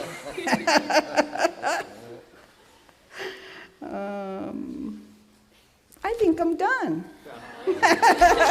Thank you. Thank you, Margot. Okay, we're going to pass it to Sasha Berleman with Fire Forward right here out of Sonoma County in the North Bay. All right, how's it working? Nope. Okay, thanks. All right, thank you. Are we good? Okay. Like killing me to talk after Margot. It's so good to hear you speak, and so moving, and to be up here at this table with like mentors that I've looked up to for so long. I am speaking today. If we can change this slide over by one, that would be great. No, all good. I'm speaking today to share with you the program that my team leads out of Audubon Canyon Ranch here in the North Bay region, and it's called Fire Forward. Fire Forward is a prescribed fire training program and capacity building program working here in the North Bay area to essentially try to get more good fire on the ground. We're identifying hurdles to good fire and trying to break through those barriers so that we can be more effective in building pace and scale here in the region. We're a program of Audubon Canyon Ranch, which is a nature conservation organization that was founded in 1962 and works in the North Bay region stewarding landscapes, doing science and research, and outreach and education. We at Fire Forward are a team of folks who've really dedicated their adult life work to this field, and we hold degrees in wild and fire management, fire ecology, forestry, kind of the gamut, and all of us are practitioners of fire and students of fire, and also pursue suppression experience in wildlands, in wildland fire suppression in the summers to bolster that knowledge building that we're growing.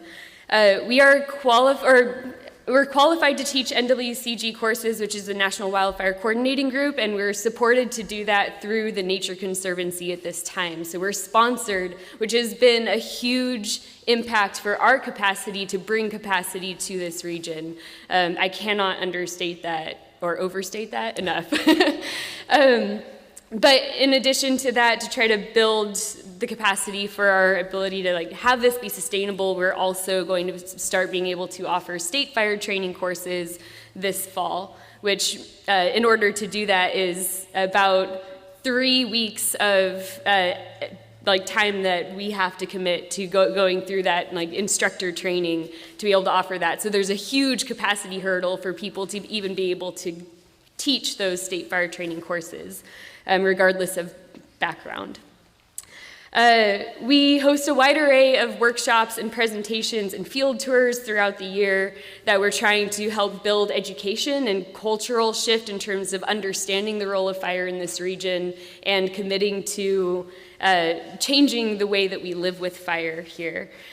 And through our work, we've been helping support the development of the Good Fire Alliance, which is the local prescribed burn association in this region. It spans primarily Sonoma and Marin counties, but in a recent survey that we did of the 540 people who are in our prescribed burn association, we have actually people in that group from, I think it was over an 8-county area when we looked the day we did the survey. So we have people coming from all over Northern California to be a part of the Good Fire Alliance so that they have access to the courses that we're offering, the trainings, the workshops, and the fire on the ground. So you can see the importance of the fact that we're even making these accessible to members of the public and just anyone who wants to develop this skill set. Out of the well over 500 now members of the Good Fire Alliance, we've trained about 350 of these people as basic wildland firefighters or above in the last 3 years. And quickly realized that we were creating this massive volunteer workforce of people who are new to fire and very excited about it, while we had very few people who were able to lead that community of 350 volunteers. And so our next step was that we launched a fellowship program, which launched last July 1st. And that's a 1-year program where we are investing in a cohort of people who are part of this community to build them into fire line leadership skills and the ability to plan and organize and implement their own prescribed burns over the course of 1 year. Each of those fellows dedicates over 300 hours over the course of the year, and we are bringing them in from a combination of other NGOs and agencies that are willing to sponsor them to come and dedicate that professional development time to become leaders in this field, as well as other people who are currently not doing careers that mean something to them and who are passionate about this field and haven't had a good way to get their foot in the door because there haven't been good pathways to develop this skill set and become a leader in this field. And so we're paying stipends to those people to learn and develop this skill set so that they can hopefully launch into careers that they care about and that we need skilled people and qualified people to lead. In that process, we've been having those fellows coming from a wide array of NGOs like Point Blue, Laguna Foundation, North Bay Jobs with Justice, Grizzly Corps, Pepperwood Preserve. There's a whole wide array of those, as well as I think Sonoma County Regional Parks is 2 joining in that fellowship this coming year. State Parks has 1 that participated this past year and 1 who will participate next year. So there's a pretty wide array of people who are committing to that fellowship and that professional development. And we've already seen that these people are, some of them are getting promoted into new jobs that focus on prescribed fire leadership and implementation, which is a huge outcome. We also have a fellow this year who is a citizen of the Federated Indians of Great Rancheria, and we've been working with the Federated Indians of Great Rancheria since the launch of the program in early 2017. Really valuable partners in all of the work that we do. As part of this work, we're also conducting site visits because we can't be doing this training in a bubble and not be doing the implementation. So our team goes out. We have a survey that people can fill out if they're interested in having a prescribed burn on their property. They submit this Google form. It takes a couple of minutes, and it puts them on a list of places that our qualified team and our fellows can come out, take a look, and have a conversation with these landowners of all types, all backgrounds, all different ideas of why they might want to use fire, why they might want to bring fire back to the land. And we talk with them about objectives, about hurdles, about where fire lines might be, and what it takes to get a burn on the ground. After that conversation and after that site visit, we write a site visit summary report. We send it to them with a professional map, and we use that opportunity to help train the fellows so that they learn how to do this kind of assessment as well. And then if the landowner is interested, we work with the landowner in partnership to plan and organize this burn, and it gets added to our list. Right now, our list of projects is about 100 burn units long, and that spans from across Sonoma and Marin counties and a little bit into Napa and Marin counties, or Napa and Mendocino counties and Lake County. So we're trying to create this capacity, and then we move into implementation. And for implementation, because we're working largely with this volunteer workforce, we take it really seriously that we want every single burn to be a learning and training opportunity. We work very hard to create organized teams on the ground where we have mentors and mentees in each team, training opportunities for folks, as well as opportunities for everyone to learn about fire effects and the way we can stay safe on the fire line and how we can manipulate our fire behavior to meet objectives and always have a reason to be putting fire on the ground, have our objectives really clearly laid out so that we're not just burning for burning's sake, but we have clear reasons for every fire we do. In the past 5 years, we've burned over 2,000 acres, and we're seeing the number of burn days that we do exponentially growing, literally, from year to year. So last year, we burned about 25 burn days, and already this year, since January 1st, we've done about 25 burn days. And we have another 20 burns lined up in the next 2 months, just to paint a picture of how rapidly we're expanding. And how much demand there is for this work as well. And then finally, we're doing monitoring to inform adaptive management so that we can know that we are, what the effects of our prescribed burns are in each of these ecosystems that are pretty novel. They're different from a lot of what U.S. Forest Service lands have been, which have a lot of research on them, and now they have the suppression impact and disease impact and invasive species impacts that have made them very challenging in many ways, so that monitoring is informing that adaptive management so that we can make good decisions on the ground as a community. And then finally is policy work, and we're not doing the policy work directly. Our partner Lenya Quinn Davidson is doing the policy work, but we really work to support that, and we engage in local meetings and partnerships to try to nudge good decision making forward. One of the big challenges I'll just put out right off the bat is that we have created this massive workforce where our invitations to come be on a burn fill up within 2 hours, and within 2 hours we have a 30-person wait list to be involved in the burn. But these are people who are trying to find careers, and they've been trained as professionals in this field, and they're quite skilled now, and they cannot find jobs to pay them to do this work. And at the same time, we've created landowners who think that this work should be free because people want to go do it for free on their landscape. So we have a problem there that we need to create paid jobs that have good pensions, good career tracks that they can grow in, so that people actually do this for the long haul and don't get excited about it and then drop out because they can't make a career in it. So I'll leave it on that. Thanks.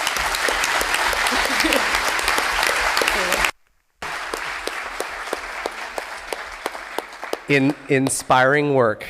Thank you, Sasha, for sharing. All right, we're going to hear from Leonel Arguella, different flavor, lest you think the North Coast region is just about getting good fire on the ground throughout. Going to hear about Redwoods Rising. You got 5 minutes? 5. Try to stick to the 5 minutes. I'll give you my extra minute. Thank you, Nick, and thank you, Taskforce, for inviting me to this to give a presentation on Redwoods Rising. The Redwoods Rising Collaborative is a collaborative that stood up in 2018, and it's focused in on Redwood National and State Parks. The park itself is a 135,000 acre park, of which about 120,000 acres is forested.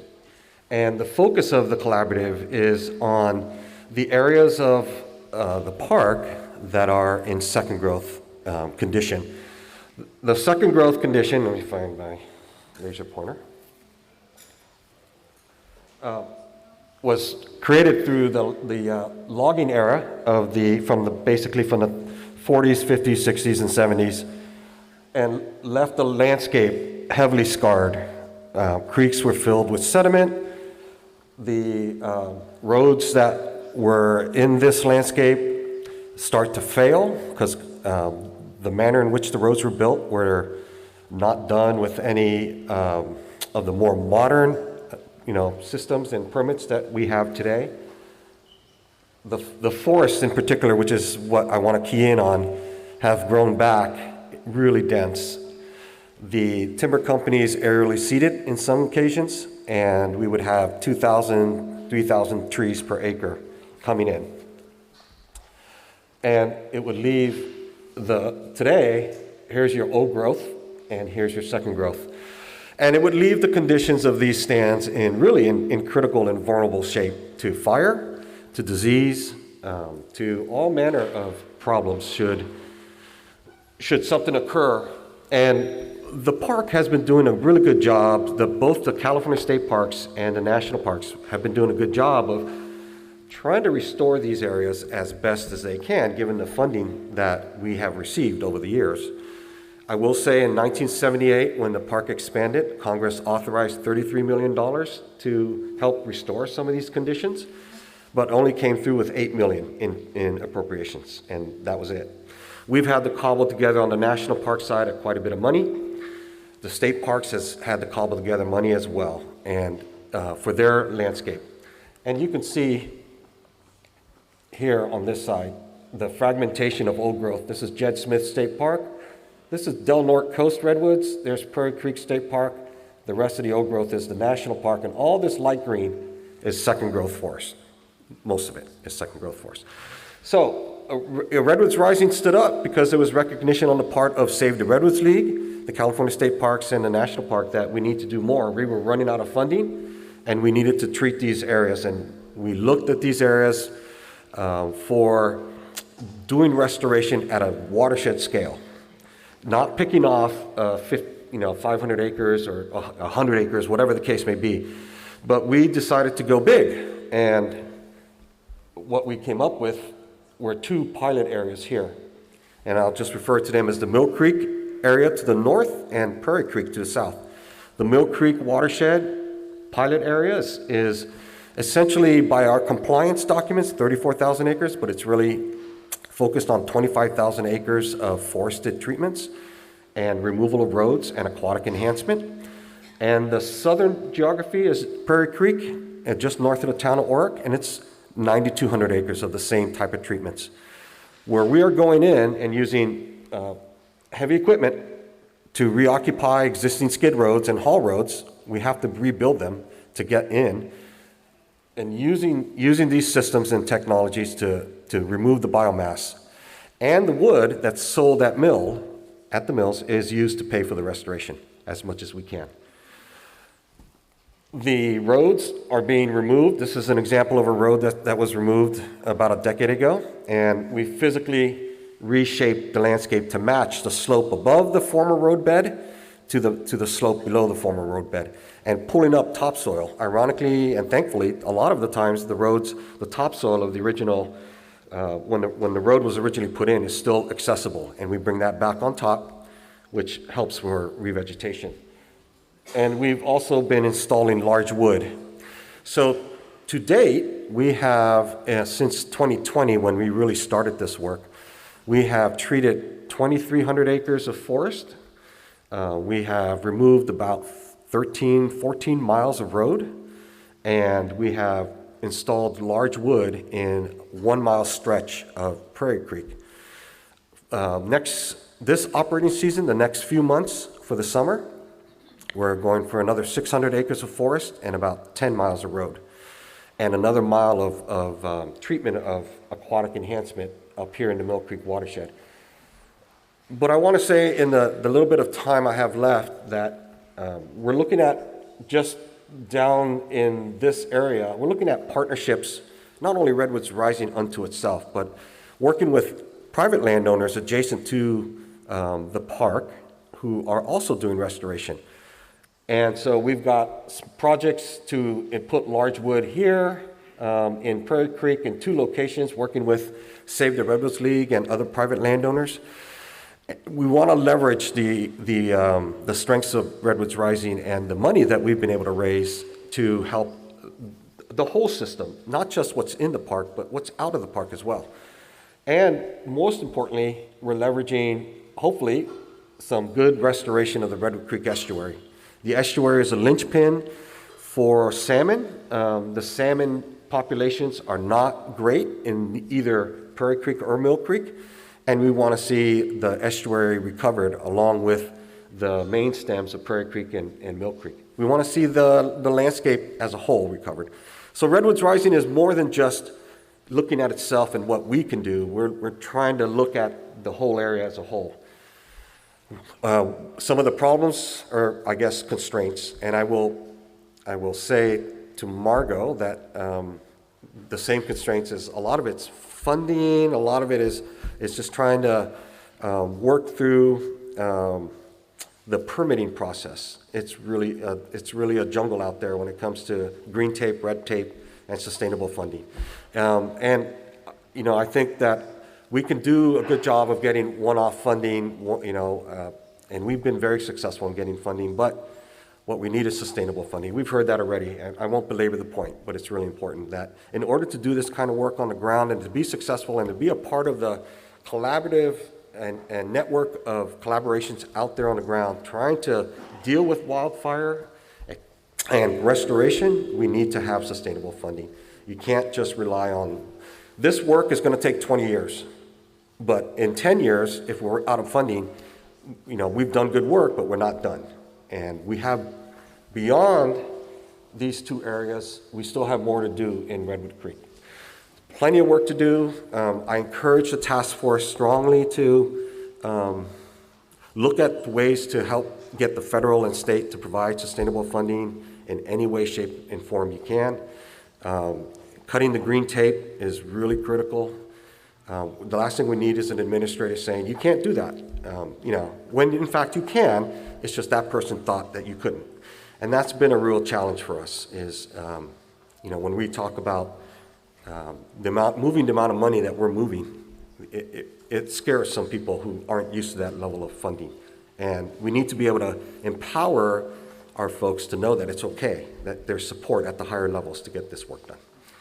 So no prescribed fire, but I do want to say we can only do so much on the Redwoods Rising. We can't just add everything in, but we do have a fire program, and Margot, we do want to work on fire in these areas as well as other areas of the park. And so I look forward to working with you and Tim Hayden and the team on doing good work. So that's all I have. Thanks, Leonel. Great. Well, I'd like to introduce Mary Adelzada. Mary, I botched it. I had to botch it. I'm so sorry. Adelzada with the Indigenous Stewardship Network.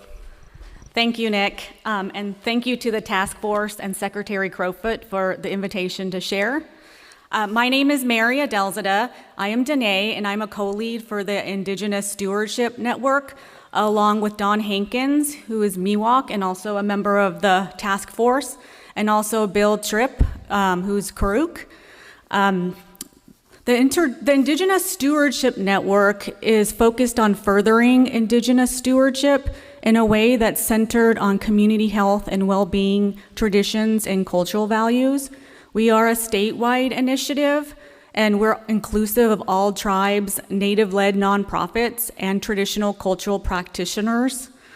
We have a number of different opportunities, but one thing I want to mention is we formerly were known as the Intertribal Indigenous Stewardship Network, but we're now in the process of establishing as a 501c3 nonprofit, which will allow us to grow our work to create equitable funding policies and learning opportunities that will expand Indigenous stewardship.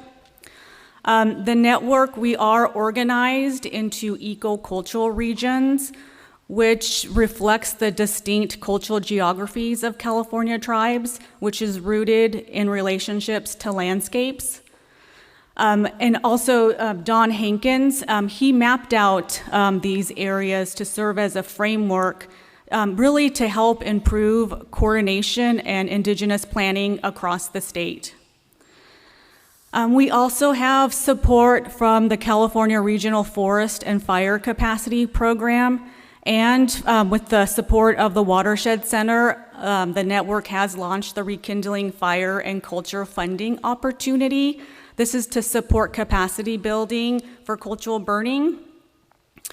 Funding is inclusive of all tribes, Native-led organizations, and traditional cultural practitioners.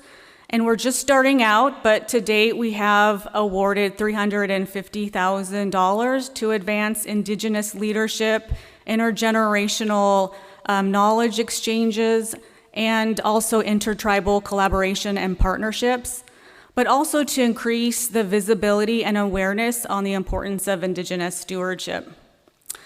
So we do have 6 projects that were funded in the North Coast region that involved 2 tribes, 2 Native-led nonprofit organizations, and then also 2 projects that involved traditional cultural practitioners.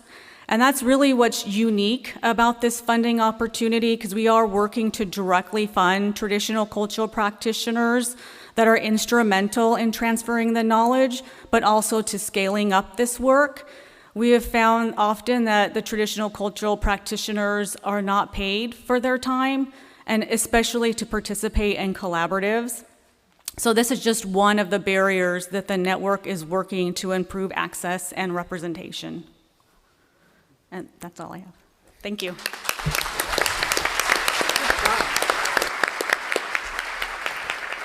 Thanks, Mary. And I appreciate you bringing it back to the intergenerational nature of this work. It's going to be that for all of us, and certainly for tribal people, it always has been. So thanks. I'm going to pass the mic to my good friend and esteemed colleague, Will Harling with the Mid-Klamath Watershed Council. Thanks, Nick. How's everybody doing out there? It's been a long day. Yeah, my name is Will Harling. I'm the director of the Mid-Klamath Watershed Council in far northern California. I'm also one of the co-leads for the Western Klamath Restoration Partnership. I'm a federally qualified single resource boss that's co-employed with the Karuk Tribe's fire program, and I'm an aspiring CARX burn boss, and I'm actually sitting next to the first CARX burn boss in California, Sasha Berleman.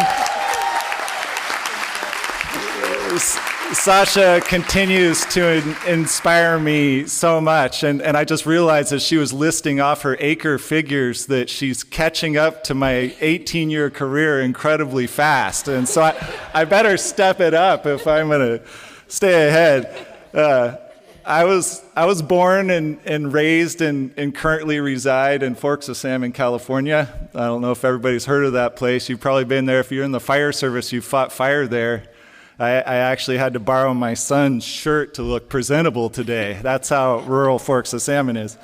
My first memories were of a burnout from behind the cabin I was born in when I was 3 years old. That literally, my first thing I remember is a night burnout behind the cabin. And some of my next memories were watching one of the last wild spring Chinook runs in California go extinct because of our mismanagement of fire. First, the fire exclusion and suppression and cessation of cultural burning, and then the glut of fire that filled in those rivers with sediment, and the fish were dying right before our eyes. And so I had the sheer luck of being born next to Bill Tripp and Leif Hillman, guys that knew a thing or two about how this land was managed before we came and screwed it up. And I started to learn about Pikyalvush, the world renewal, how we fix things, how we live here, a whole different set of laws that, if you don't follow them, you don't end up in jail, but your kids can't live in that land anymore. So think about that. My kids, when they come home and it's smoky and it's the worst air quality in the world for a month on end, they don't want to be there. That's real. So I've been working my whole life, become a student in fire. We started a Fire Safe Council in 2001. We started a Watershed Council in 2003. We became a FireWise community in 2007. We started a community liaison program so we could engage with the fire teams that kept cycling through every summer and have a seat in the planning tent. I made a movie about prescribed fire in 2012. It's a cult classic, Catching Fire, Prescribed Burning in Northern California. You should check it out. You'll get a laugh. We went on to work with the Nature Conservancy to create the Western Klamath Restoration Partnership and build that foundation of collaboration between industry, environmental groups, tribes, the Forest Service, and other partners. And then we started the Klamath Treks in 2014, and since then we've trained over 600 firelighters to basic NWCG firefighter quals and burned over 3,500 acres on 200 plus properties. We partner with the Fire Learning Network and the North American Fire Initiative to be inspired by the national network of fire practitioners in this country and in our region. And it's growing and it's beautiful. And they're there for you. If you want to learn fire, connect with us. We're here and we got your back. That collaboration, that foundation we built through WKRP has brought in a ton of funding. In the past 3 years, we've gotten $10 million in CAL FIRE Forest Health funding. It's been a game changer for us. We've been able to staff regular positions between the tribes and our NGOs. And that's brought in that $30 million in CFLRP funding to the Western Klamath Mountains. So we're seeing things change. We treated 4 times the acres last year than we had in any previous year. We're currently doing the largest tiering of 35,000 acres within our 1.2 million acre landscape to the Cal VTP EIR. I really hope it works. I hope folks out here are going to help us get that done. To be able to get rid of that green tape so we can put fire on the ground in the time and the place that it's needed.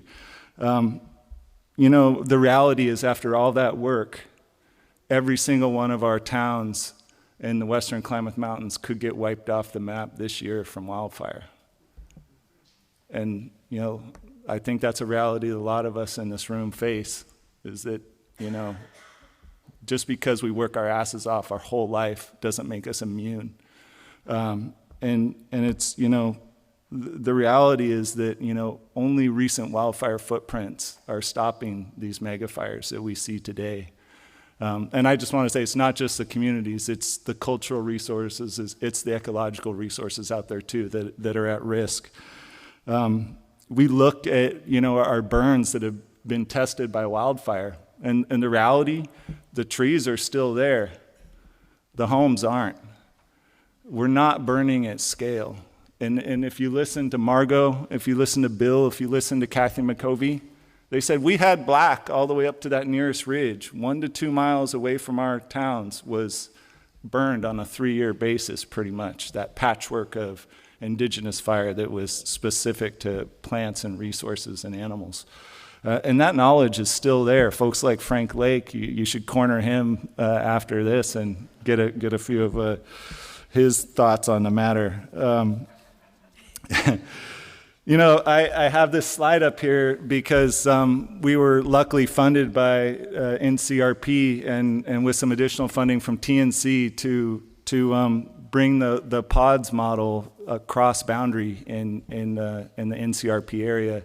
And just a history on pods, it was originated by the Forest Service in the Southern Sierras as a tool to communicate about risk in regards to manage wildfire. So that, if you're letting a fire burn, I'm not never supposed to say let a fire burn, but if you're letting a fire burn for resource objectives, there's a chance that could threaten communities and resources, and so we need to be transparent about those risks. The communities deserve that, right? And so that's how this tool was developed, was to start to communicate with science, objective science, as well as expert knowledge about what that risk is of making space for managed wildfire in California. We actually had the first pods meeting for NCRP right here at the Pepperwood Preserve. I think it was last November. And since then, we've been on a traveling roadshow across Northern California with Chris Dunn and Mark Tuckman and others, doing these presentations. And I have to say, I was really impressed with the turnout from CAL FIRE and the Forest Service, local NGOs. Tribes are justifiably a little suspicious, but there was some good engagement in some of those meetings. And thank you to Sherry Norris for setting up a tribal pods meeting on the 20th of this month in Round Valley. So getting that feedback about what we need to do to ensure that tribal cultural resources are protected. As we start to make this tool, which essentially prioritizes how and where and why we might engage wildfires, but also as it comes into communities and starts to scale down from that 10,000 acre pod level to maybe a 500 or even 100 acre level of the doable burn unit within our WUI. And so we can start to have those conversations about how landscape scale fire interacts with defensible space and our CWPPs, and give a tool for the state and federal fire agencies to start to speak the same language to the communities that they serve about how, when, and why they're engaging with wildfire. So I think I'm probably over my time. Take another minute. you know, this is a huge ask for our state and federal fire managers. I mean, you guys are facing the largest tsunami of wildfire we've seen in the state's history, and at the same time, we're asking you to engage all these ragtag groups of, you know, prescribed fire practitioners across the state. You know, we're asking for a level of political bravery from our agency leaders and from our politicians to engage us in a way that some people in this state are not going to be comfortable with. We're asking you to engage in empowering tribal people to put fire on the ground in their ancestral territories in a way that a lot of people in this state are not going to be comfortable with. And we're asking you to engage with managed wildfire at the right time in the right place.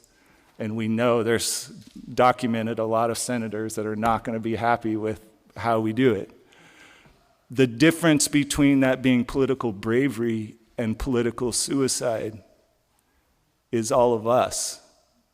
Is all of us here in this room and watching who have our politicians' backs, who have our agencies' leaders' backs when they make those tough decisions. Because the reality is it's all about relative risk. And if we don't engage fire, the reality of fire on this landscape now, seriously in this moment, we're going to watch towns wiped off the map one after the other for the decades to come. So now is the time to get real. Now is the time to look across the fence and work with those people that don't look or think like you and fix the problem and elevate cultural fire to the place that it has been. It worked for 10,000 years. I'm just saying, let's maybe try it out again. That's what I got.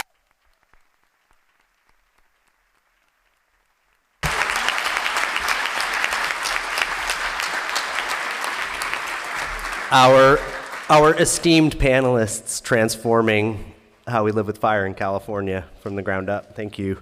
We got a little bit of time for some question and discussion.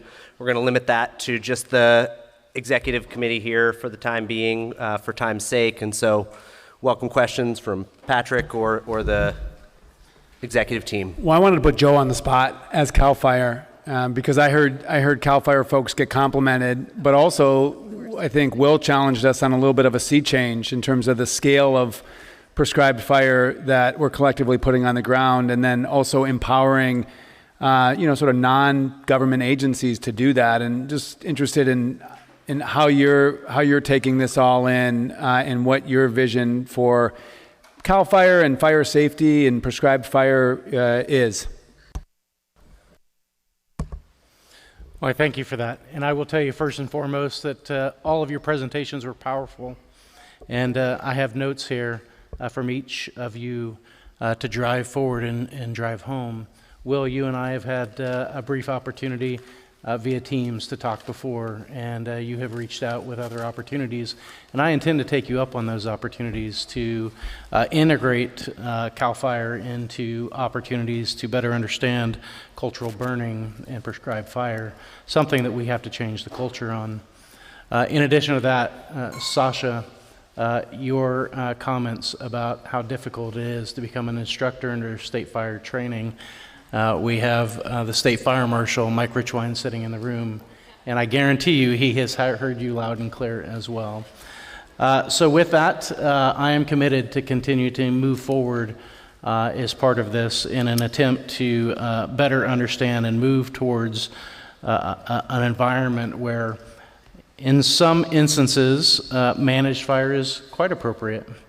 At the same time, when we have unwarranted, large and damaging fires bearing down on us, we will extinguish those fires, and then we will put good fire on the ground. I look forward to that. Thank you. And I just want to ask Patrick, so this task force with, I think, a lot of hopefully input from you all as panelists, and I'll just add really powerful presentations. And I was almost tempted to just let them stand. But we've got this prescribed fire strategy now that's trying to put 500,000 acres of prescribed fire on the landscape by 2025. Mm-hmm. And so question is, it seems like we're not going to do that just within CAL FIRE or the U.S. Forest Service, so it's all about our partners, our tribal partners, our non-governmental partners. What are you hearing around how do we meet that goal? Because we're way off that goal right now, right? We're well under 100,000 acres every year. But I'm also interested for you guys in terms of, how do we empower?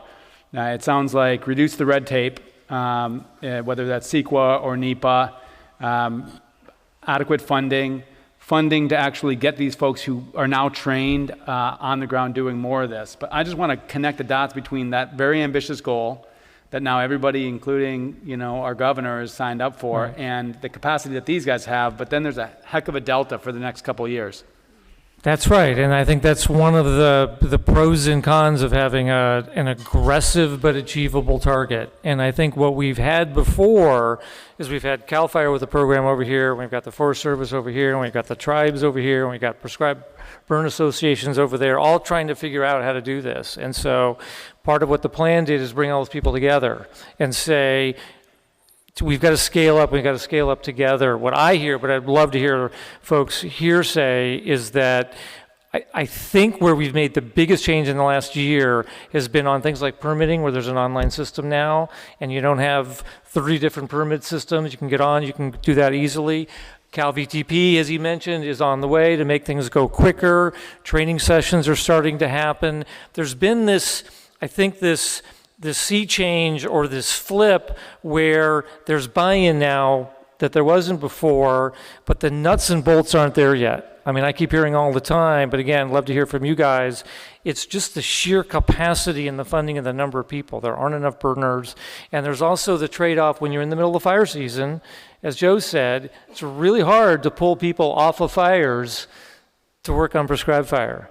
And so to try to figure out in CAL FIRE and the Forest Service to create a cadre and an army that can move forward every year, and then to build the prescribed burn association and tribal and local teams so they can take more of the load is what I'm hearing. But I'd love to hear you guys say, out of all the different barriers that we're trying to face, we now have a strategy, but what's it going to take to make that a real strategy as opposed to a well-intentioned strategy to overcome a bunch of barriers?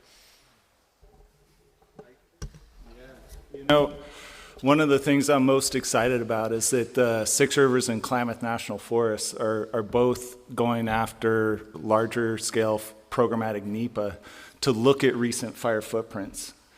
Every time we have one of these large scale fires, especially ones that burn at high severities, you're basically resetting that vegetation to a stage 0 where the fuels are going to come up with, pick the August complex, 1 million acres.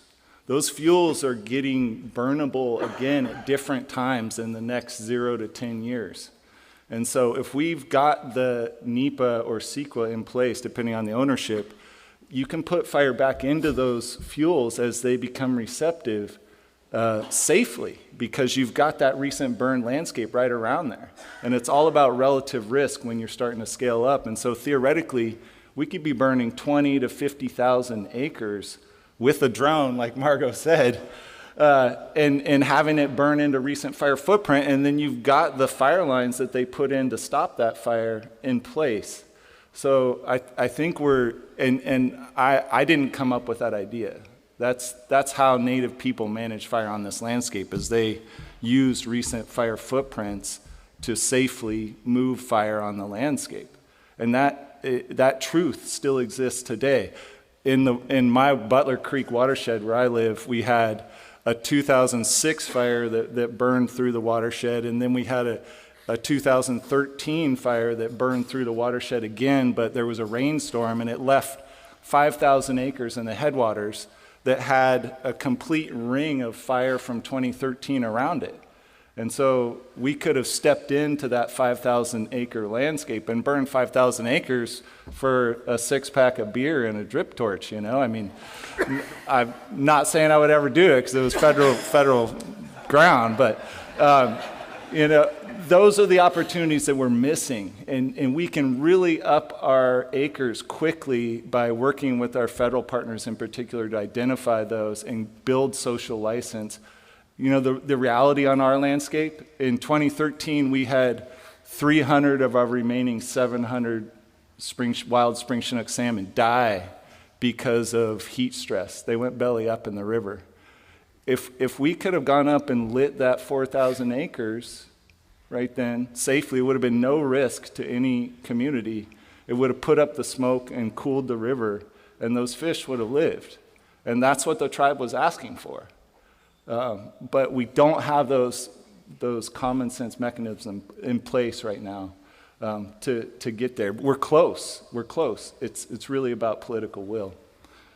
I would just like to add that in addition to pulling these strategies together into a cohesive plan, that we need to have liability coverage for the people implementing that plan. And I know that the state has put some things in place, such as for the people who have the CAREX training or certification and are in cooperation with CAL FIRE. That's a great thing. And as well as traditional fire practitioners. But organizations need to have liability coverage, and the $20 million that's been assigned to it is a drop in the bucket compared to what's needed. You know, multiply that by 10 and you might be coming close, because 20 million is going to cover like at the most 20, maybe 10 organizations, while you have 2 organizations right here who can't find anybody to cover us. We have to go under our tribes. And we're like 45 minutes apart. What about the other hundreds of people who would like to start burning and contribute to the solution of reducing the amount of wildfire, but they don't have access to coverage either, and they're not gonna with only $20 million in the pot? Can I ask a follow-up on that? I just want to, this is, what you just said is something that we have not talked a lot about today, but I want for us to consider this to be a big thing of recommendations. Is that what I've heard is that the greatest risk to risk reduction is risk aversion, which is these words that are liability, indemnification, right? And so with that, you know, in some ways we've looked at that as like even Good Samaritan laws, right? Like we can't even sometimes find a way to certify people for CERT teams, community emergency response teams, because we would have to take the liability if they're out in the field helping people during a disaster. So you have to be so perfectly trained, qualified to be able to be a part of a solution when we know that government, local, state, or federal, and they say we got it, is that the we doesn't have it because the we's not big enough. So I would just you know, propose that we kind of hold that as a different element, because I have yet to see any kind of legislation or recommendations that really go to the heart of the matter, which is that there's no perfect plan that has liability removed from it, and that we all know is that the weakest link in the chain of causality, who doesn't write their paper right if a fire happens, is the one whose liability it falls upon, not who caused it, right? So thank you for mentioning that, and I think that's a core aspect. You got to be able to do your work and not worry that you're going to lose your home, or you're going to have $100 million in a liability at the end of the day. Thank you. Got time for another question or point of discussion from the committee? Don, you got the look. Do you have the words? The questions have been asked, I think, for the most part. The main points, I think, have all been brought up. The liability, you know, all the different factors have been said. And I think that really what I hear in the panel are the key things that really come to the core of many of the initiatives that have come forward this past 2 years in particular. SB 332, AB 642, 30 by 30, cutting the green tape. But one thing that Will said that really kind of resonated with me is this, as a practitioner myself, and realizing living in the woods, not being able to do things at scale that I would like to personally be doing things, and I know we all deal with this. is, we're facing a very severe drought.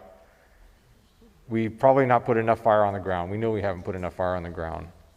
It's like, what are we looking to change if we can make it through without burning another 12 million acres this year, right? Because this is that dry. We could see 12 million acres burn this year, not to freak people out. But, it's like if we're really working to achieve 30 by 30 and all these other pieces, what sorts of change do we need to be making? And I guess, you've all offered those sorts of things up, but I'm thinking, like, what does it look like for you to scale it?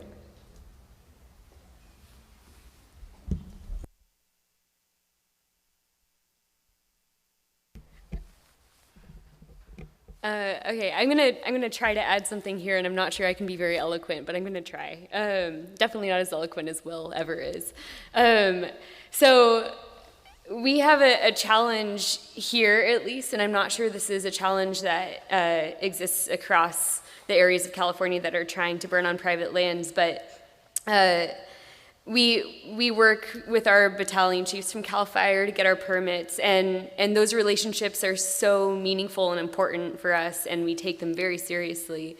But there are challenges in this model that we currently have, in that one, it varies from chief to chief what their risk aversion is, for one, what their understanding of what we're trying to do is, for another, and then also their availability. Their job is not prescribed fire, and they're being tasked with this constantly growing and scaling demand on their time to come out to site visits, read our burn plans, look at our burn units, and to understand the practice of ecological and cultural burning, which is not something that I understand to be part of their professional development. And it's a huge issue, because if we're going to continue scaling the number of burns that we're doing and how many days we're doing them and the size and the complexity of them, and we're putting all of that on these battalion chiefs that is not a core part of their job description. We did just look at it 2 days ago, and it's like vaguely talked about in one piece of the 94 task item list of the job. Like, that is a huge problem in the whole structure that we're working under in private lands, and I want to see it changed.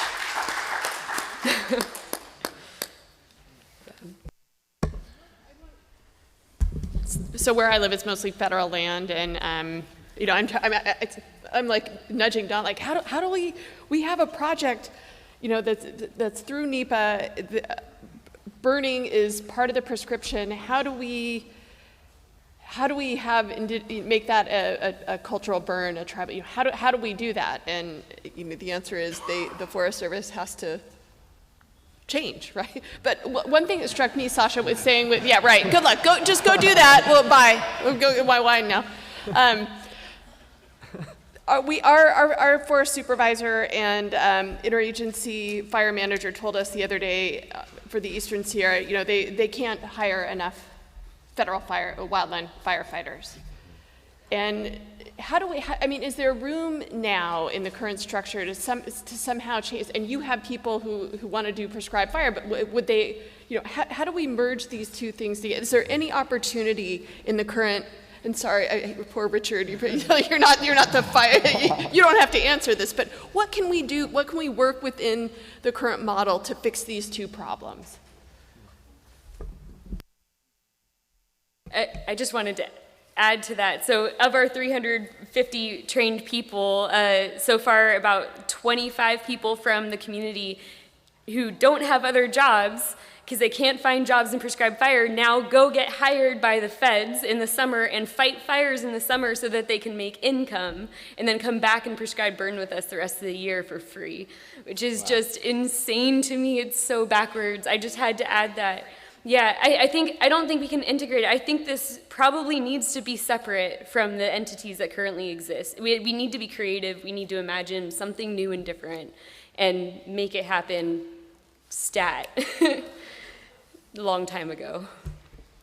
I mean, at some level, it's fundamental culture shift, right? Because we represent institutions that prohibited fire for over a century.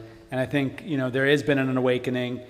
We are recognizing the essentialness of this, but we also have institutions that are not built to do that. And so the question is then, how do we reach the scale that we've now, set ourselves for? And that's to your point around the battalion chiefs, the CAL FIRE and the U.S. Forest Service, they're fighting a war out there every summer to protect us. And so how do we empower all of those folks, both the tribal leaders that have been doing this for thousands of years and folks that are coming to this for the first time? How do we get those folks on the ground doing this, scaling it up? Whether it's in existing organizations or whether it's funding external organizations and giving them the authority and having the risk tolerance to be able to do it. But it doesn't seem like, to Stacy's question, we get there without some fundamental either structural addition or reorganization, or really funding new organizations at scale to get it done. So one of the ways to reduce risk tolerance is to look at the whole set of tools that are in your toolbox. So prescribed fire is one of them. Fuel reduction is another. And what we're not seeing a lot of is that early work to reduce fuel, standing wood, or getting rid of some of the dead wood, doing the job of thinning out some of these forests ahead of prescribed fire. Because if you just run a fire in a forest that hasn't seen fire for a while, that's very challenging for us agencies to handle. The risk is way up there. So one of the tools is using thinning, but that runs into a whole nother set of environmental problems and issues that, again, bring up another set of green and red tape. So, but that's a way to get into your forest. To increase the acres of fire, you need to reduce the risks of having a fire get out of control. And in this era, with climate's changing and our wildland fire season becoming so long, you need to be able to use both tools in order to effectively manage your landscapes. And that's not, once you get going with fire, you can just use that potentially long term. But you need at least some early work with fuels to reduce it, creating shaded fuel breaks, but also thinning the forest and getting it prepped and ready for receiving broadcast fire. The way I've been educated, I would totally agree. Yeah. And we have vegetation management in several forms, and I think we need to scale up all of it. And what I know about Redwood Rising, if we could replicate that across different regions, that partnership, that level of partnership and that scale is exactly what we need. So it's going to be, from my view, it's going to be prescribed fire in a lot of places. It's going to be, ecologically sensitive mechanical thinning in other places, shaded fuel breaks, et cetera. I feel like we need it all, and we need it to be appropriate on the landscape. And that's what we're working to do at scale. Yeah, thinning is a pretty, dramatic tool. So it needs to be done, like you said, ecologically and sensitive. You can't just broadcast it around, because you can tear up the ground as much as help the ground. So anyway, thanks. And I just want to share something quickly too, like just the opportunities for co-management, both at the federal and state level. And not co-management, a lot of agreements are really focused like 5-10 years, but really looking at long-term agreements, because that's really what's going to be necessary to sustain the capacity. Yeah, and I'll agree. And for those who are not familiar with the term co-management, that's really institutionalizing partnerships between tribal governments and state and federal governments around sort of co-equal management of natural resources, whether it's forests or rivers, et cetera. And actually, we have a direction from our governor to identify opportunities for ancestral land return where possible, but then also co-management.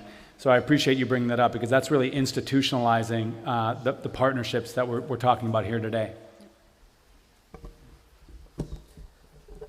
Well, I think that brings us near to the end of the panel, and really brings in some of the core themes that I think the task force is really built around, and that our broader approach to this crisis in California are built around, which is, this is an all of society approach, right? Everybody showed up to the table because we're all living this crisis together, and we're all trying to take ownership, responsibility, and share authority for how we get this work done. It's going to require a lot of trust. And it's going to require a lot of devolution of authority and responsibility, whether it's to tribes, community groups, individual private landowners.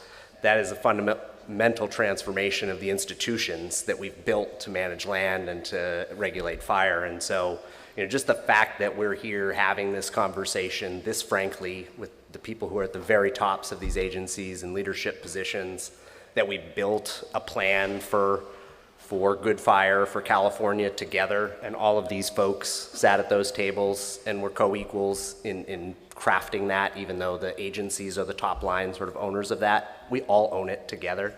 So I just think I heard all those themes come through loud and strong. I heard them across the local partners. I heard how we're using regional frameworks to really achieve that as well.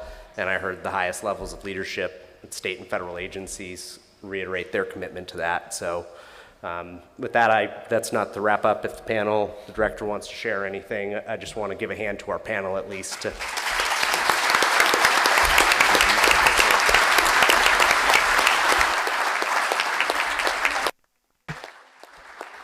Yeah, I think it's a real testament to the conversation and our panelists that well over 2/3 of our attendees here today have stuck around 4 hours deep into a meeting. And that was a really, really powerful panel to bring us home today. I have some final words, but I'd first ask any of my colleagues here on our task force leadership any key takeaways for today or thoughts that you want to help us close on. Thank you, Wade, if I may. I want to take a quick opportunity, and I'm going to put him on the spot.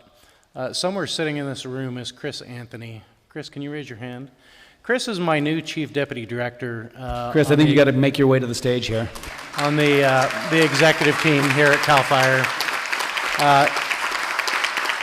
Between Chris Anthony and Mike Richwine sitting here in the front, they are the critical components of the executive team who are going to help us move this process forward. Chris is a registered professional forester and helps me through this process where I lack, he gains, and we complement each other well.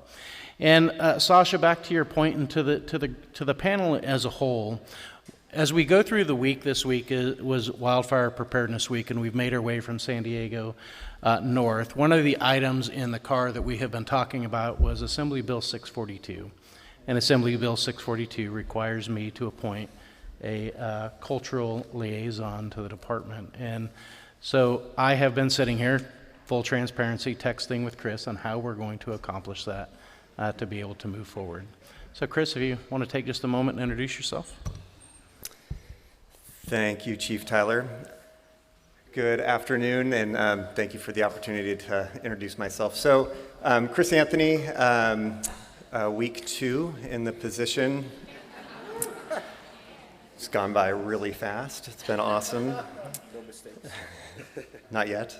I am really privileged to be able to work with all of you and with Chief Tyler in advancing some of the issues associated with wildfire and forest resilience, because we recognize as a department that we can't respond our way out of this crisis.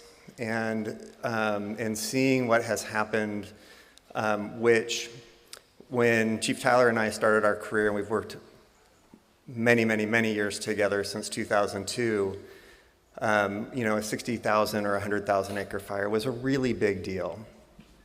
And seeing the trends and watching these fires grow the way that they have, and the damage that they're doing to the resources of the state, the communities, how they impact people's lives in very real and significant ways.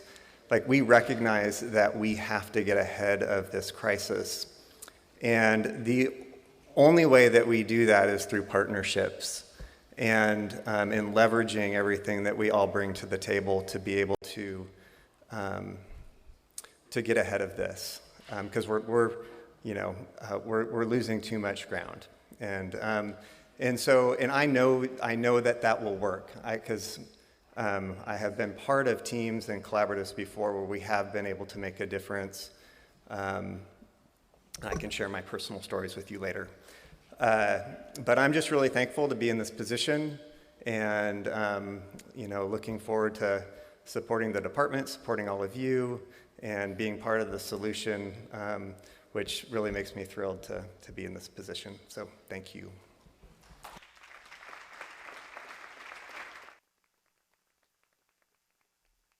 Thanks, Joe. James. Just real quickly, thank you all for joining us here in Sonoma County. There's a reception right out here afterwards. We were helpful enough from the Sonoma County Vintners to help us get some local wines and some other stuff to get us started for the evening. I wish you all a beautiful evening in Sonoma County. There's a litany of tours tomorrow.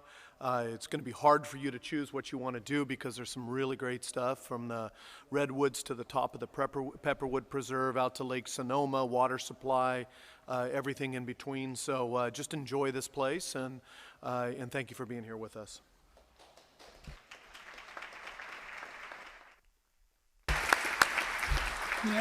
Yeah, I might maybe conclude us just to talk about my personal reflections on the meeting. These are challenging times. These are really challenging times. And I spent my morning in Sacramento dealing with water agencies that are trying to figure out how they're going to get through the summer, actually providing water to their communities. And last weekend, I had a chance to get to Sierra County with my family, and I took the opportunity to have like a small community dialogue with a couple dozen people. And we talked for almost 2 hours, and we talked almost exclusively about wildfire. And their fear was palpable, of losing their communities and losing their homes. And that can be really discouraging and almost overwhelming. But I'll tell you this, which is everybody in this room will make a difference on these issues and on these challenges that we've never faced before. And don't think for a second that the work that you do won't save lives, because it probably will. What Chris Anthony, who just spoke, didn't tell you is he was working the Caldor fire last summer when it was the Caldor fire and the Dixie did something that no other wildfire had done in the state's history, which they both crested the Sierra Nevada summit. And the Caldor fire was bearing over the crest of the Sierra Nevada into South Lake Tahoe. And Chris Anthony and others went to work that night believing that they would lose their homes because the fire was moving that fast and that hot. But the remarkable story and the silver lining is that shaded fuel breaks that the National Forest Service, U.S. Forest Service, and RCDs and community partners that put in years before allowed CAL FIRE and its partners to make a stand, protecting the community of Myers and neighborhoods around South Lake. And they saved neighborhoods that night. They saved homes that night, and they saved communities that night. And actions like that, projects like that, did make a difference last summer. Also in Pollock Pines, the Caples fuel break, the Caples prescribed fire. These projects are making a difference. So I think it's really important that we focus on the urgency and the severity of the problem, but also we maintain hope. And we maintain hope by taking action. So, I am more energized than ever, and I hope everybody else is, for the actions that we need to take. Because they will make a difference in our communities, they will make a difference in our state, and frankly, we're going to show the world from California how we adapt to accelerating climate change, whether it's on drought and wildfire. So just remember that. You have partners in state and federal government, the folks up here that want to empower you to do what we need to do to save our way of life in California and across the world. So thank you very much for being here, and please join us outside for what we should be doing more of, which is building connections to take on this challenge. Thanks very much.